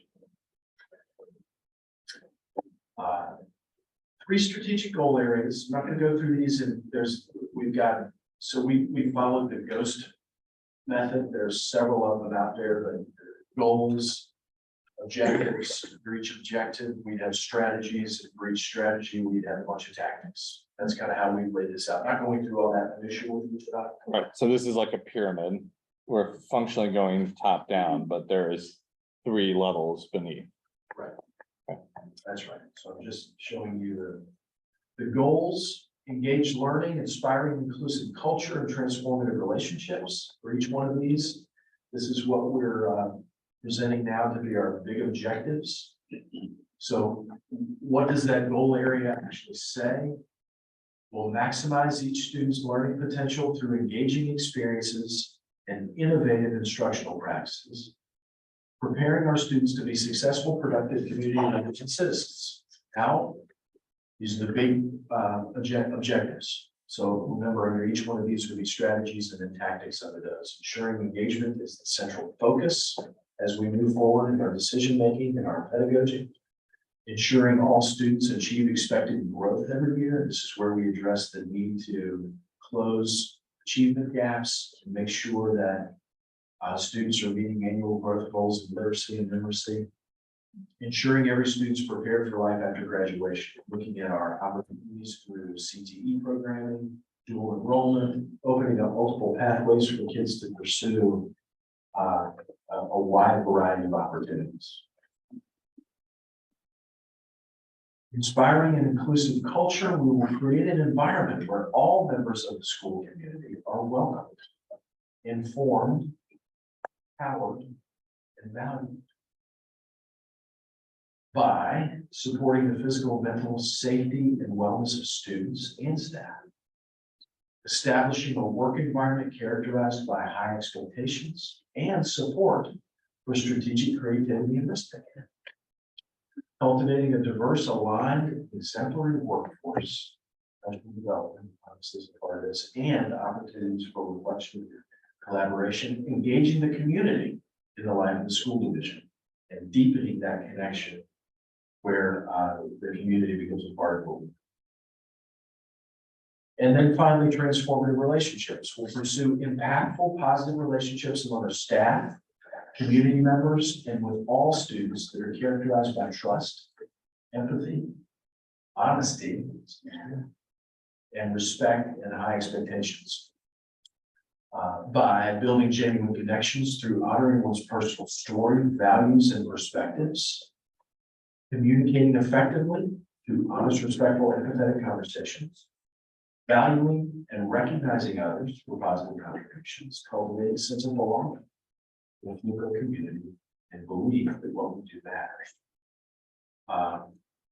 What I'd like to do moving forward, and I had to put that picture in here because I knew everybody would love it in the convocation. It really doesn't have anything to do with slide, and in the board meeting, it's probably not. Is that Mr. Lucas? Is that what's going on there? That's Mr. Lucas. He set a goal for the students at Carysbrook last year to read a certain number of pages in a given amount of time, and then he would be turned into a human subject.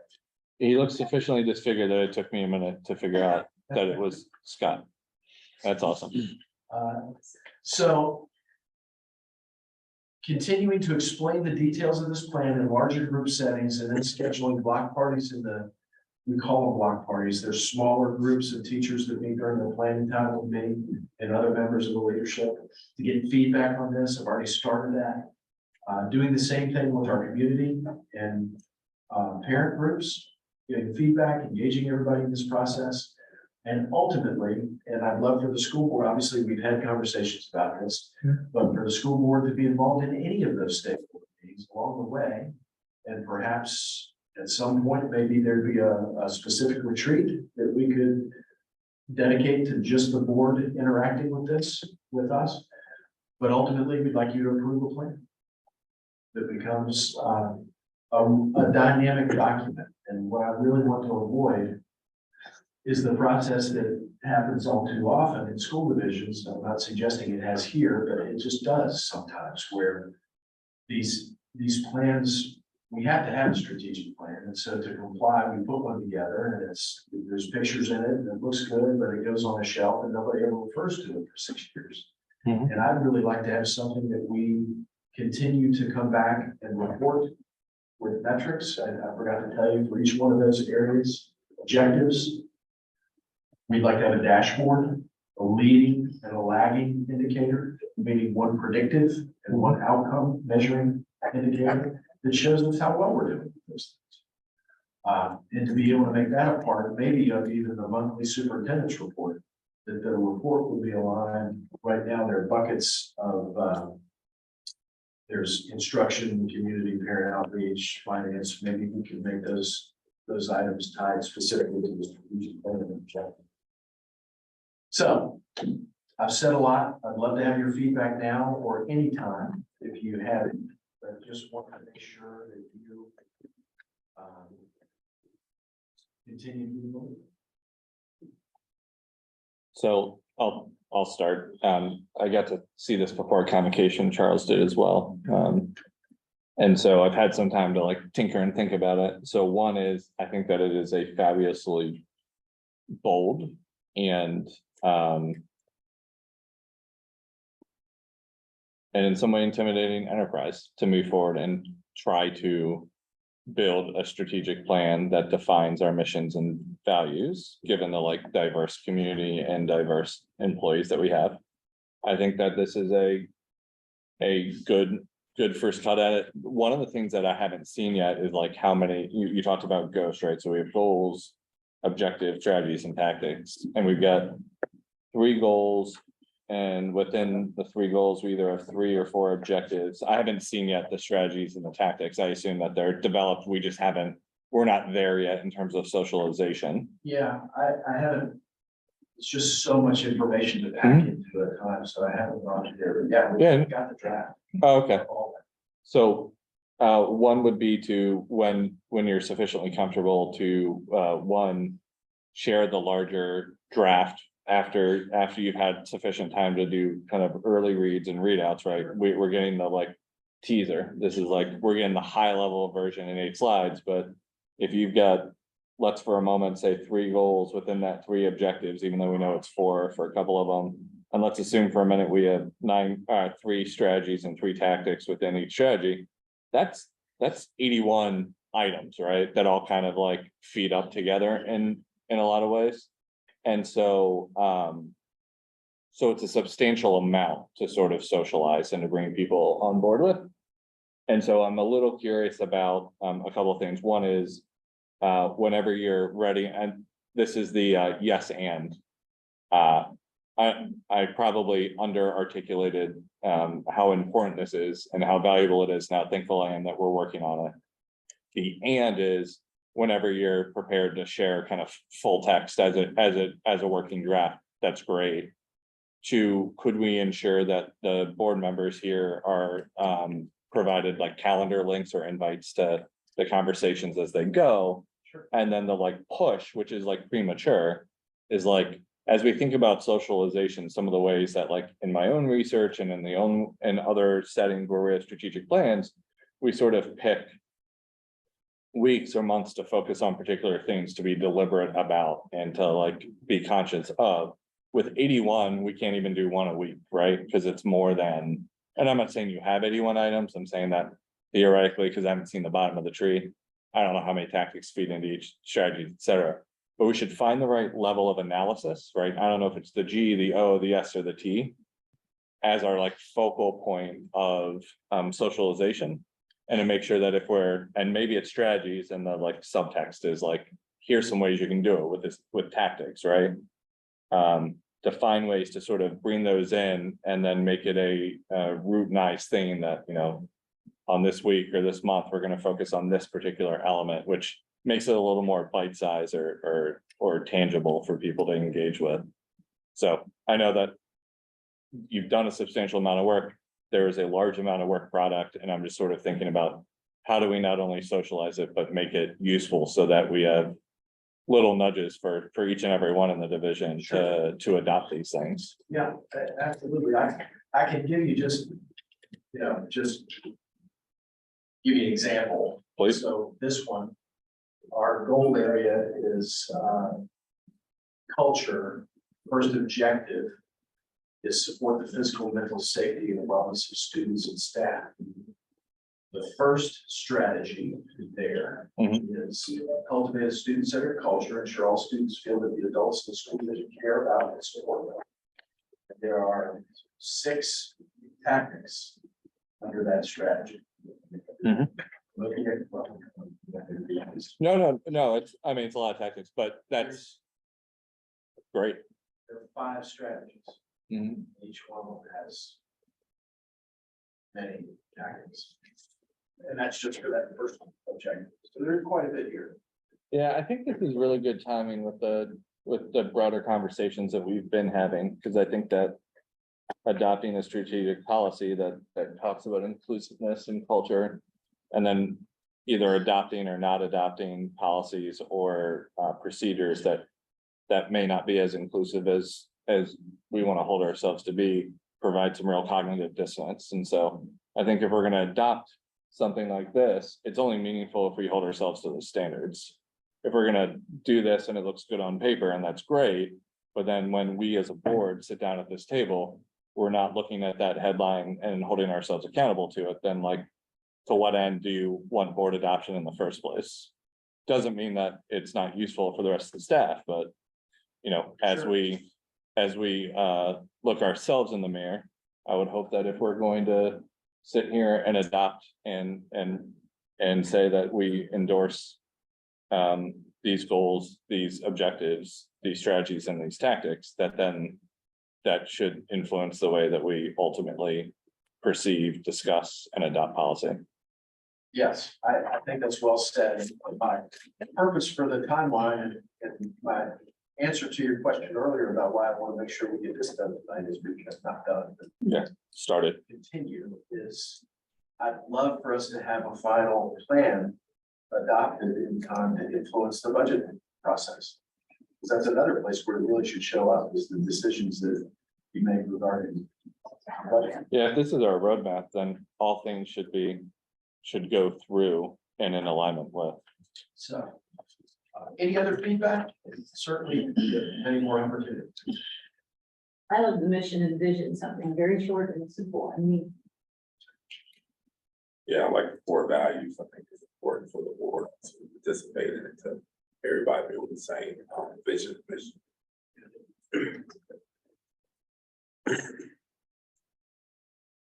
Well, I'm excited for this, even if my like monotone and focus on socialization don't suggest it. This is what an excited James looks like. And so to that end, thank you so much. I know it's hard to believe, but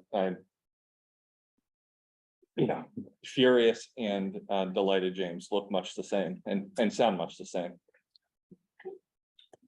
I appreciate that. And it's been a lot of work, but it's been a lot of fun getting to this point, and I look forward to the rest of it. I think that's really, really great. Development, I think, among our leadership. What everybody else get. I guess a point of order here is, if ultimately you want to do a retreat or what have you, or a special meeting, whether it's public or closed amongst board members, then we should farm for dates and decide what month you want to place it in, and then see if we can't gain consensus about having 5 people at the table. You all know how I feel about that. Really. What's your ideal timeline? Honestly, as soon as you all feel like you can get together, I will make it a priority. Yeah, I think the sequencing is important. So like, I don't think sitting down to do this until we've seen kind of the subtext makes any sense to me. I don't feel like sufficiently informed to like render any kind of judgment. So it'd be a great place for you to go through it. For us to talk about it. I mean, realistically, I think if we could do it with November, that would be fun.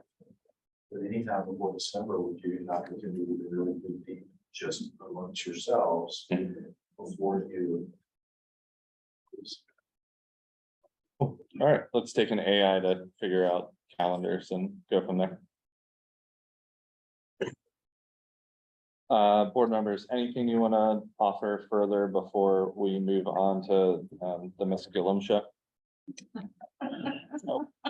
Yeah, you laugh, but we went from 2 budgets to 3 budgets overnight, and so hooray for the fact that the budget cycle never ends. And with all due respect to our board of supervisors who graciously and generously backed our budget cycle, it's not a critique on them or the process. It's just the fact that it runs 12 months a year. All righty, the floor is yours.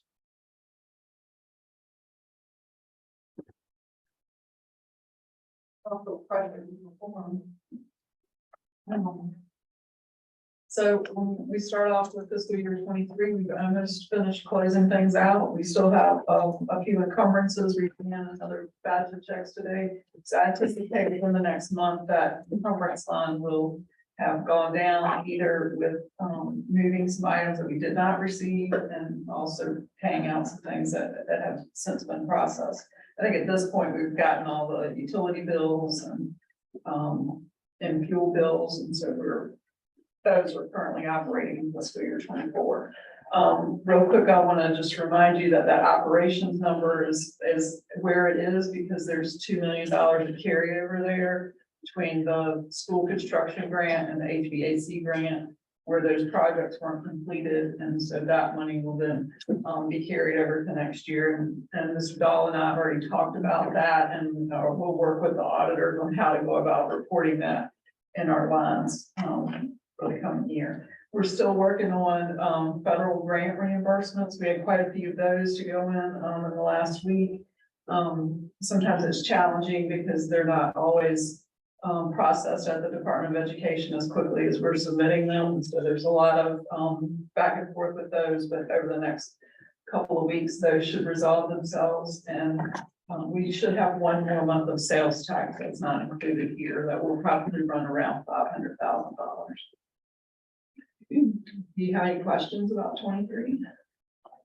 Do the current numbers, are they updated for any of the purchases that we nodded approval for as it relates to vehicles, as it relates to moving money to the insurance pool, et cetera? Yeah, that's So all of this is accounted for. And then your crystal ball doesn't go live until another 30 or 60 days from now in terms of estimating what the leftover funds would be that we'd be returning to the county. At this point, I'm thinking it's gonna be around $1 million. But I'm still looking at a couple things that on the revenue side that are still up in the air, but I'll definitely have a better picture of that in September. Great, and I imagine that carryover requests are usually done in, I think it's November, is it October, November? Yeah. And so members and administration having items or ideas about if we were to ask the county for some of those funds to be returned to the school for use, what those rank order priorities might be. We would definitely want to talk about that and firm that up in October for sure. Got you. So maybe preliminary ideas or conversations in September, and then an effort to, if we're going to make a motion as a pretty please and thank you, that would happen in October. Yeah. Okay. Cool. I'm sure you'll be glad to put one of these behind you. This is when they brought me the checks today. I said, is this the last of 23? And she said, not quite. Please. I'm tired of 23. But we're almost there. So 24. We're still we're in the process of working on payroll for this month. Payday is the 20th. I think it's actually the 18th because that falls on the weekend. But we're in the process of processing that payroll, which will include all of our employees. The only payroll we process to date is our true July payroll, which encompasses our 12-month employees only.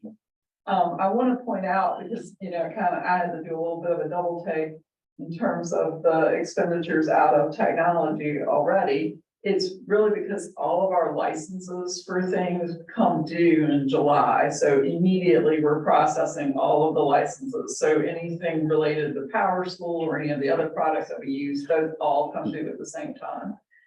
We've also paid our insurance for school, our workers' comp insurance, all of those things have been processed as well. We basically, when we're in the previous fiscal year, we're keeping a folder of July 1 things that have to be done. And so those are done almost immediately. So you do see a lot of those expenditures come through.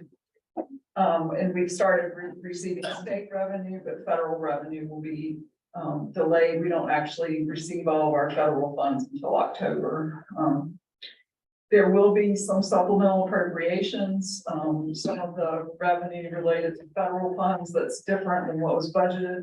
So we'll be doing some of those supplemental appropriations. I also have one that went to the county today for the school security officer grant, because we have to fund those positions through our budget, and that was not budgeted for. So we have, the grant funds will pay for the salaries, but not the fringe benefits. So we've sent that to the county for a request. So it's about $28,000 on the local side to fund the school security officers. Right, and do you need action from us to readopt that, given it's a new number? I bring that back to you and when I have the supplemental and show you in the categorical where that is. But you've given the superintendent the authority to approve categorical changes. So it becomes more of a. Perfect, just want to make sure if you needed action on it, that was on the agenda. I also, which isn't captured here, but I also did a supplemental appropriation for cafeteria, because the funding there was not sufficient to cover their budget, and they're getting additional federal revenue from the pre-reduced lunch program, and so there were some changes with that budget, and so I've done a supplemental appropriation for that as well, but that is an enterprise fund and not one that requires local funding support. Right, so that's a break-even budget line, so that's not, okay. Trying to think if there's anything else about. I mean, we did, and I should have brought it with me, but I did not tonight, but we do have a pretty favorable rate for gas and diesel at this point in propane. So we have locks on all of those, so I'm hoping that that stays intact. I bet that improves your sleep by an hour a night. Yes, absolutely. And we shouldn't see a rise in utility because of the solar. So those two pieces do help in that way. I still don't have a state budget. Don't look at me, I don't have it. That would be nice. With 50% of our revenue being from the state, it would be nice to know what that dollar figure will be. Related to that, we have some other grants that we sometimes get, well, we always get from the state for industry credentials, for CTE equipment. There's 4 or 5 different grant pots that we get that are state. And the other day I was like, I haven't gotten anything telling me how much those are gonna be. And then I was like, big dummy, you don't have a state budget, so they're not gonna send you. So when someone asks me about things related to this budget, it's very challenging, because I just don't have the revenue numbers yet. But any day now, that's my hope. But I think Dr. Gretz and I spoke the other day, neither of us have heard anything with any indication as to when something might be resolved. I mean, not to be hyperbolic here, but is there a deadline at which not having a state budget and therefore not getting sufficient revenue means that we're drawing on a dwindling bank account? Well, they're still sending us money. I mean, they've already sent us $1.7 million. So I mean, You remember one of the considerations in one of the proposals, so one of the things they're talking through is how much, if at all, support increasing funding for the SOQs. Because that's so significant. There's, as frustrating as it is to not have something resolved in the state, they potentially might what are some of that funding that really should be coming to Fluvanna? no, I'm not making light of it. I'm not making light of it because there's real upside here, right? Like, the upside is that should the legislature and the governor get together and decide to remove the support cap, it would mean real, potential millions of dollars to Fluvanna. That's fabulous and great.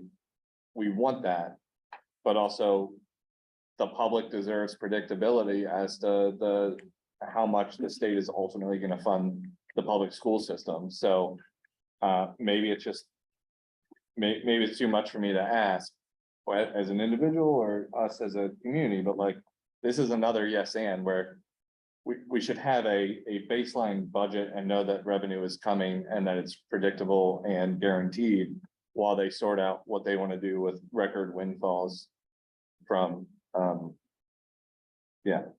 taxes. So, and It's just a little frustrating to be literally writing checks and not knowing to what end the state is going to back us financially. Well, our budget is based on the worst case scenario. Yeah. And so we're in a conservative position in that regard. But it would be much easier for me to do this if I knew what we were gonna get. And also related to that is when they do actually pass something, there's potential that they add pieces in that we are required to do that we don't even know about yet. Like the Literacy Act, we don't know what that's gonna finally look like when it's done. Do we have is there any light at the end of the tunnel? Have we been called back? I haven't been following state. Have we been called back in the session? Do we know when the other shoe will drop? Hopefully they've been told that they reported the following session. I haven't seen the dates. Only the governor can call them back in the session. Okay. I'll use my bat phone. See if that goes anywhere. This is, since I've been in this role, this is the longest I've gone, for sure. I've done this sometimes with the federal monies, but that's different because it's such a smaller percentage of the budget. But, this is definitely the longest I've gone in state dollars.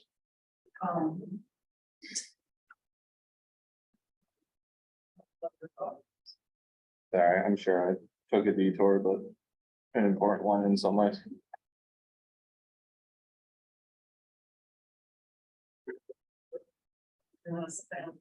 Any other questions regarding 24? Oh, sorry, I do. So like, we're getting $1.7 million from the state. Do you have any sense how that number was ultimately derived? I'm assuming that they're pulling it from the governor's budget, just looking at what I have as a revenue projection and what's coming in. Got you. So they took the It's governor and sales tax. prorated it. Yeah, I see the sales tax, the governor's school money, the project return money, there's different pieces. When you look at a revenue report, we probably have like, I don't know, 30 to 40 lines that they fund the state on, and those funds are coming in. But where the gaps are, like those mini grants and things like that, and sometimes it's just hard to tell. They might fund something up front and then less as the year goes on, and they might, with other things, they don't fund them until later in the year. So it's always a little bit of a game where I'm looking at that. The other thing I was gonna talk about was enrollment. So we have been advertising for a kindergarten teacher, because our kindergarten enrollment is at 240, I think, somewhere around there, 239, 240. This is by far the biggest kindergarten class we've had. In a while, but we've had classes that large. We do have other classes that are that size. So we have 12 teachers currently. We're looking to see if we can secure a 13th teacher. We do feel comfortable that those class sizes would still be around 19 to 20. And we do have support in there through instructional assistants, but our preference would be that we go over lower those a little bit. But it's just gonna depend on whether we can get another teacher. Gotcha. And the physical space, we can move things around enough to We fit the have a plan for 13. the physical space. It's not ideal, but we do have a plan for the physical space to make it happen if we need to. If we had another class of 240 kindergartners next year, how many trailers do we need at the elementary school? I don't mean to be so blunt, but we have physical buildings, we have grade levels that are carved out into it. I We have- believe that we still have some space that we could reallocate the way it's being used currently. So I don't think we immediately jump to trailers, but it's certainly a concern that we need to start thinking in that direction. And one of the things that we know is our cohorts tend to stay relatively constant over time, other than COVID years or. All right, so students come in and out, but generally the class size that you start with is the class size that you end with. Generally, we retain that number of students. We have different places where we might bump up, like 5th grade, 8th grade. Those kind of places, Yeah. we do see some bumps. So it's just, certainly something that I do think the county, that we need to work with the county with sooner rather than later is space and projected growth based on development. I said, this is 240 ish, 235, I think I heard earlier today, before Colonial Circle. And before whatever developments that I'm not aware of going. Yes. Well, that being said, if we had over 260 graduates, then 240 kindergarten, then we ought to have excess room for them. If they're moving forward, moving on through the schools, that makes sense to me mathematically. I mean, but you telling the stories, huh? Well, we have 12 classrooms at first grade and second grade right now. We're looking at 13 in kindergarten, so the concern is if that next class is the same size and they're all at Central, how would you accommodate that? I mean, And that's yeah, something that we definitely need to be thinking about. With the high school and the middle school, space is less of an issue because of the way they're structured in the planning periods and you can be shared space. At elementary, it's just more of a challenge because of their schedules. and where were the, so if we have 260 in our senior class, where were they for kindergarten? Physical building, would you venture to guess? She wasn't here 12 years ago, were you? Well, I think the collective knowledge in this room can probably deduce which buildings are I in. believe that those kids probably, they would have probably been at Cunningham and Columbia. I'm looking at Ms. Johnson because we were both at Cunningham together. I know, right? Right, so I think my point is, Those kids that were at Cunningham and Columbia, because I left there and there was probably about 5 or 6 years Yeah. after that. right, I think my point is, with all due respect, the Yeah. configurations of the buildings weren't the same, and Yeah. it's not my story to tell. The population is Right. growing, and we need to figure out how we can put students in what building. So I don't have an agenda here. I'm hearing bigger class sizes, and I've heard, based on my history here, that we had a good number of trailers in our community in past years, and regardless of whether or not I'm on this board in the future, this is not a fire alarm as it relates to buildings, because fundamentally, we're just too late to accommodate our existing growth. But like, if we don't start thinking about it, we will have plenty of trailers in this county. And so it's just an articulation that 240 is a huge number for a kindergarten class. And if the next one is 240, And I'm not that's sure. part of what needs to happen is we need to be looking at birth rates, but then also, I just be honest with you, I'm not totally up on every development that's planned in the county either. And so that's part of where the two things have to come together and we have to take a look at that. And it's gonna depend on the size of the homes. Are they starter homes versus larger homes that might have teenagers in them? That makes a difference. So how many units in Colonial, like 400 or I something? do not know that. Yeah, it's a big one. But certainly something that needs to be looked at and planned. Was there anything else we can take up with 24? No. Oh, my last question was, if the state continues to give us the 1.7 million or something on a monthly basis as revenue, do the coffers run dry at all, or are we set to handle all of our? So the state's giving us, based on the governor's budget, et cetera, some clip of money on a monthly basis until they figure out what the budget actually is. And my question is there a projected date at which we will have cash flow issues, or are we good to go based on their monthly contribution? Our revenue projections based on the worst case scenario, And so we're good to go until they figure this out. So, provided our enrollment holds at the projection, which was 3,330, I think. and we may not even have an official head count from today yet in our, We have a count, but that first day counts is Yeah. hard to look at. like, it's noisy and then settles by March when we report it. Right.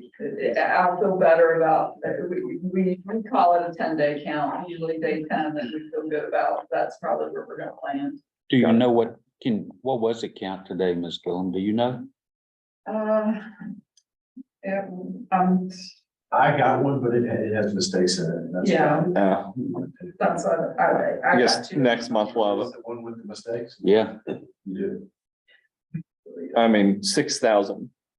That is a mistake. that's a big mistake. We got two different numbers from the high school, which is why Yeah, we're, that's why this isn't gonna mean Can I give an estimate? I wouldn't even say it's an estimate, it's not, but 3186, That's low. but that's, it's wrong. it's half day, so only half of our pre-K and half of our K come on the first day. Yeah. So tomorrow we'll have double that in K and pre-K. Should they all show?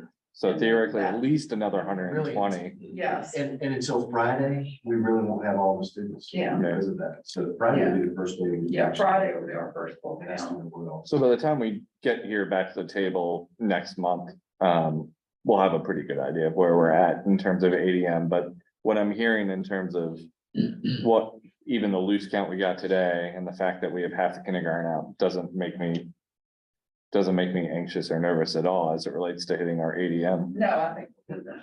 Yeah. I'm pretty confident. If not, we'll be within a few students, I don't think we're gonna be far off of that. The other thing that sometimes happens is because we start before Labor Day, if a family moves in new, they may or may not be aware of that, so sometimes we pick up people after Labor Day, but sometimes we also lose students after Labor Day. Because they can come here for 2 weeks and then go to their new home. So we see that occasionally, but, so like after Labor Day, when we have that count, then that's when I feel more confident that that's where we are. But I think you are correct in that we at least need to be looking at the numbers and projecting forward. Thank you for that. And I know that people are hard at work on this. I've had conversations with you both about growth and building space and, I've seen how packed some of these buildings can be, and I just want to make sure that we're looking forward in terms of how we can juggle grade levels and or buildings to accommodate everybody. Okay, this is the first month we have 3 in here. So this is fiscal year 25. The board of supervisors is looking at their budget calendars. I have their tentative dates in this one. And then I've also have a couple of tentative work sessions in here that we would like for you to consider adding dates to get your calendars together. Hopefully by the time we meet in October, we have a state budget for this year. That'd be nice. So I'm gonna point this out now, but this is for a future board. Mhm. The next board should theoretically consider whether or not they want to be available for the Board of Supervisors meetings.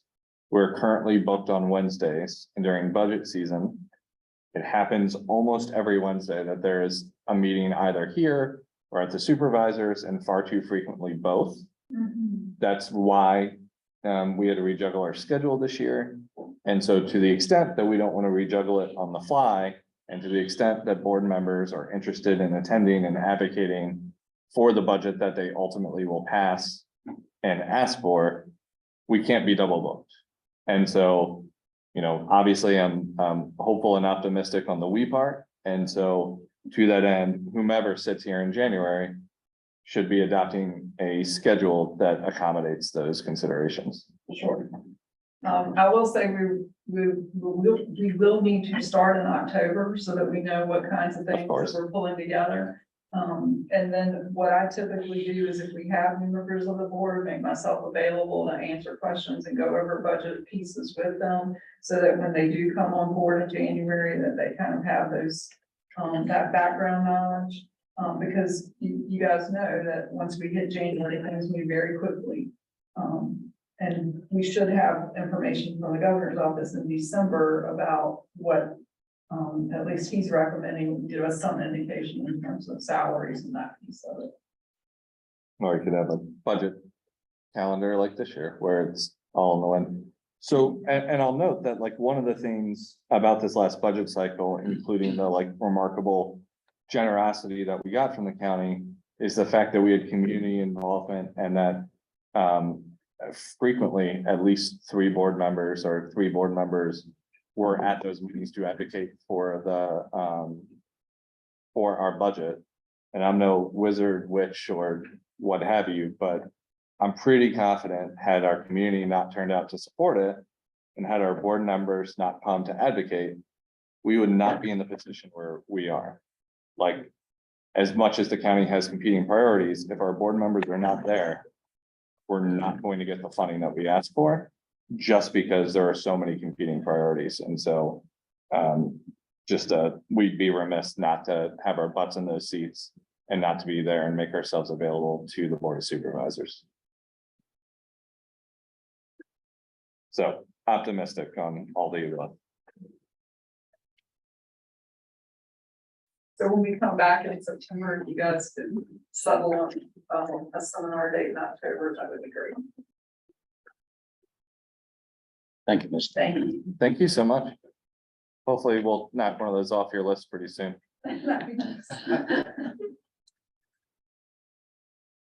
All right, so we're on to 10A unfinished business. Do any board members have unfinished business for this evening? No concern. It is hopefully really early to ask this question, but nonetheless, as we get further into school and inevitably have behavioral and or other symptoms shown in the buildings, I would still like to find a way to communicate and to like have a good sense or pulse on what it is that we're seeing in the building. I'm optimistic that between a summer off, the heat breaking, the having additional resources, having as many counselors as we do, as well as our new mental health coordinator, that our students will feel safe and calm and delighted to be in our buildings. But in the event that we have behavioral issues, I would love this board to be able to have some kind of mechanism to understand so that we can figure out during budget cycle what it is we need to help alleviate that. And so I'll just reiterate that to the extent that we can have some kind of broad strokes incident and or behavioral report, because we only see the cases that get to 10+ days. Like, that's not a secret. We see significant cases, but we don't see ebbs and flows as it relates to insubordination or cell phone or dress code things. And so if there are issues that are bubbling to the top, having a way for us to better understand and have a feeler for that would be super useful. So that would be up to each principal, right? So the ask is to the superintendent, who's ultimately their bosses. And so to the extent that Dr. Gretz was inclined to gather something, then he could easily ask them to do so. Maybe it's not easy, but it's in his purview. Yeah, and Wouldn't be easy. I think what we would probably do is really hone in on exactly what kind of data you want to see and how you want to see it. And then we would find a way, hopefully to pull it out of our school. I don't think it would be an individual school thing. But again, it depends on what you want to see and how you want to codify it, what kind of language. Yeah, I mean, I'm feeling remarkably different. And so like the answer here is just like, if so a good one is physical or verbal altercation. Another one might be bullying. These are like categories that I imagine exist in Power School. So whatever level of coding is sufficiently broad to be meaningful, but detailed enough to be like actionable, that's kind of like the level of analysis, such that like, I don't know if we're seeing a bunch of fights, for instance, and I don't want this in our schools. I don't think it's going to happen, but let's assume that we had a bunch of fights all of a sudden, like, and they're not 10+ day suspensions. We probably want to know that there were a bunch of fights, and then a policy prescription that would come from that would be like, okay, do we need more people in the hallways? Like, do we want to self-fund another SSO next year? Like, there are obvious, like, here's a symptom, here are some possible ways that we can deal with it. And each of them, whether it's policy or practice, has budget implications. So I guess my argument is like, can like help you guys too, in terms of like making these things part of our priorities. So. All right, new business.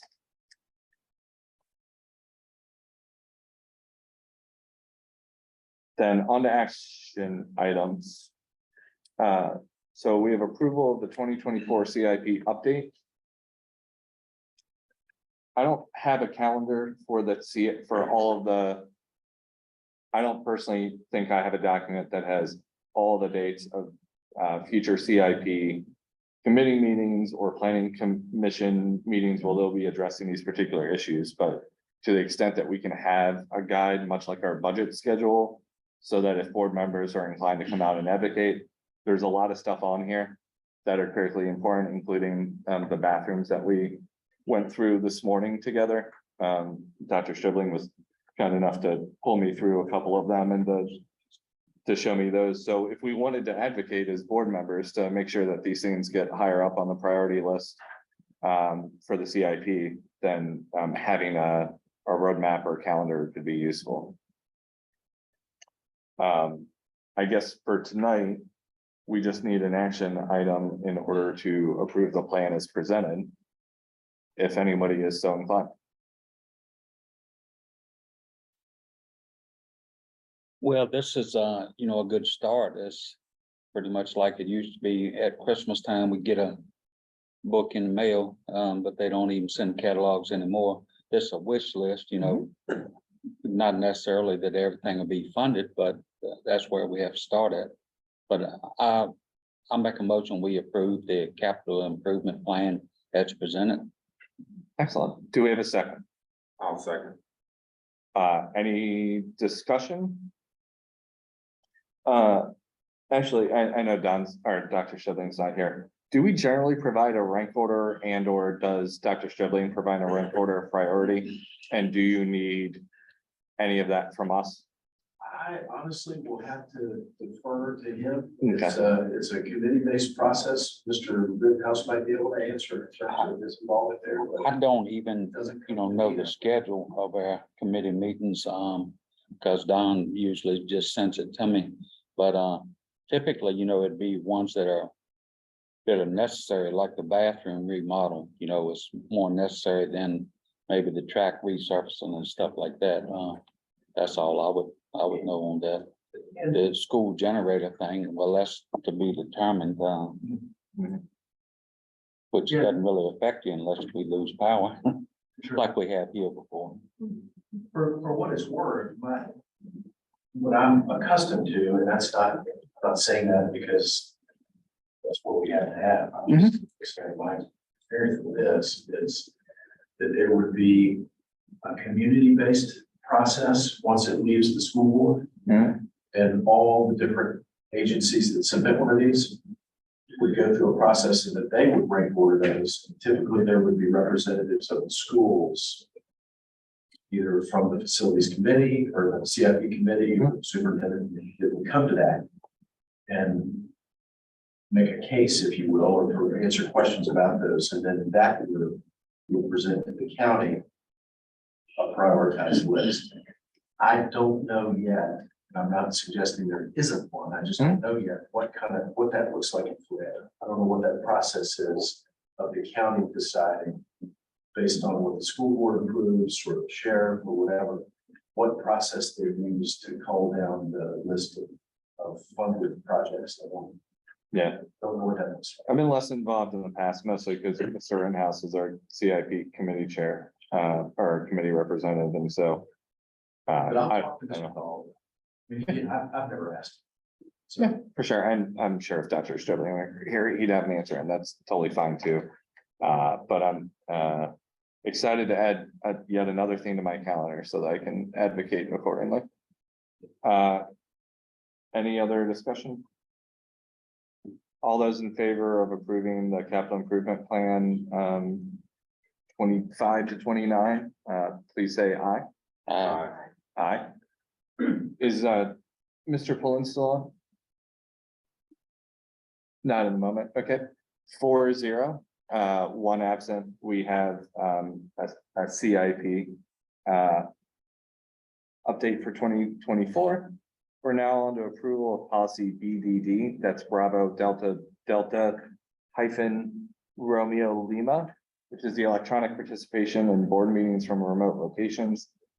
this is on here, this may very well have been the one that we were potentially disinclined to take up in the first place. And so if there's not a motion, I suppose it would just die as it currently exists. Can I offer you just a couple of comments? Please. I think there was a regulation attached to this that was specific to participation in committee meetings. And that, I believe, is what we're not interested in. This is the policy, and the only changes here, if you go to the very end, Mr. Gifford, would be the addition of that optional policy, which you see that at the very bottom. Yeah, right there. So, PDL, the optional, that's the one. And if that's not included, the other is just, updating a policy name? and it's really just updating the title. You already have that policy. You already have BDDA. All right. I think I can swing this one. And so, yeah, that's school board. I don't think there's Yeah. substantive changes here. Okay, how about I make a motion that we adopt policy BDDRL with the complete removal of reference to policy Bravo Delta Delta Lima BDDL, as it is optional and this board has not adopted it. Is there a second? Does that work? It does. Yeah. That works based on my perception of where the board was with that last time. So I've offered a motion from the chair. Do we have a second? Definitely, I'll second. Okay, further discussion as it relates to adopting this policy with the strike through on committee. For those at home and or following along. The issue is that it would restrict board members and others from hopping on remotely to do committee work. Committee work ultimately frequently happens in evenings, sometimes on weekends as necessary, I suppose. And by people who otherwise may not be able to participate if it were in physical space. Hence our sort of like objection to the optional policy as it provides unnecessary barriers to collaboration. I hope that does it justice. Any discussion on the motion as it exists?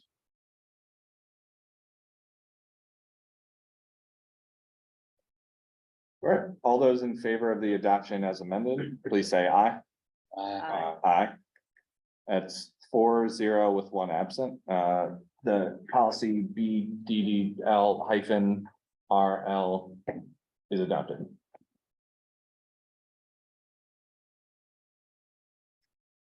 All right. We are on to our second round of public comments. So this is a point in the evening where I invite members of our community to come forth and be heard. We ask that you step to the podium, provide your name and address. Do not direct comments to any particular board member, treat one another with respect and limit your time to 3 minutes. Is there anyone who'd like to come forth and be heard?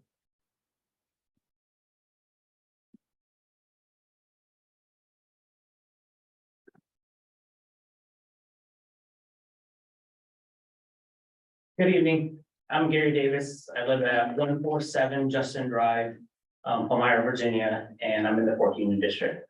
I'd like to commend Dr. Gretz on his great presentation on the model policies earlier tonight.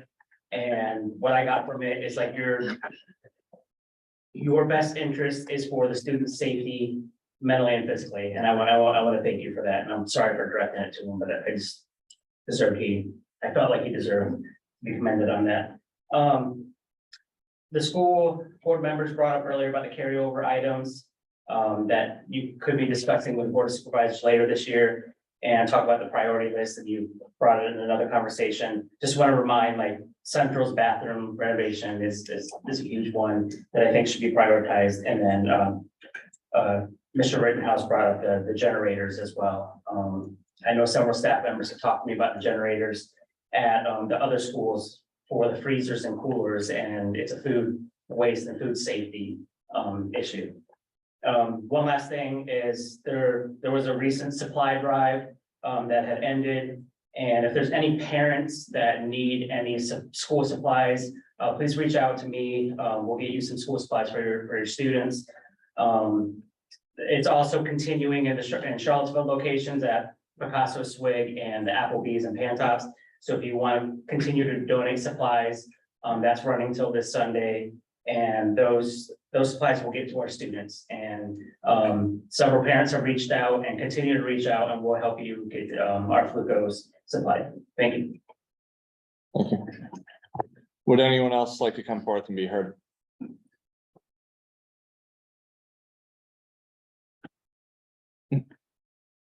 Hi, Jennifer Elliott, still live at the same address as earlier, as far as I know. I just wanted to say that I appreciate that there is some prescience with board members and thinking about the growth of our population of students, parents, and other community members.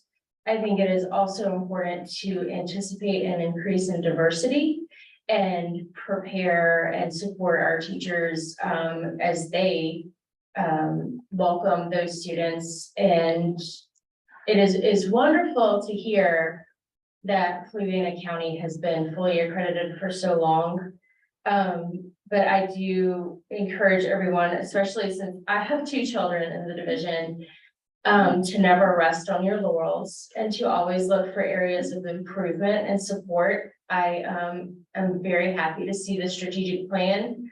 I really hope there is a strong link between the division components of that and the admin components. I think that there's just been a lot of inconsistency, poor communication for planning at the admin level, and that's not to malign anyone. It's just to say that maybe those folks could use some more support in those areas. And just to recognize, and I hope everyone recognizes, that students have to be the absolute focus. And I am definitely a teacher advocate, and generally whatever we can do to support our teachers translates into supporting our students, and just to make sure that they are at the focus. And also things like supplies for the teachers. It is true, or at least it was when I was here, about the color ink, but teachers do get money to get supplies for classrooms. And honestly, this is the only division I've ever worked in that did that. And I was very strategic about what I bought, and boy, whoever got in my classroom after I left, they pretty much had a whole Staples store in there. And so I think it's important for the community to know that the teachers aren't completely left hanging with no money. Is it ever enough? No, it will never be enough. But as long as we keep the students the main priority and focus, and as long as that's the why for the teacher, it should be, if you can tell them how it translates into supporting their students, they are 100% willing to do it. Thank you. Is there anyone else who'd like to come forth and be heard?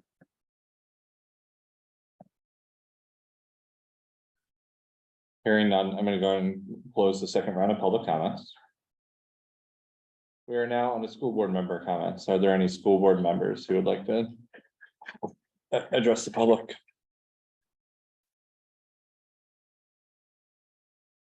I'll say that I spent this morning until we might have left the high school at 1:30 or 2, I don't remember, but from 7:30 until about 2 in all 5 buildings today.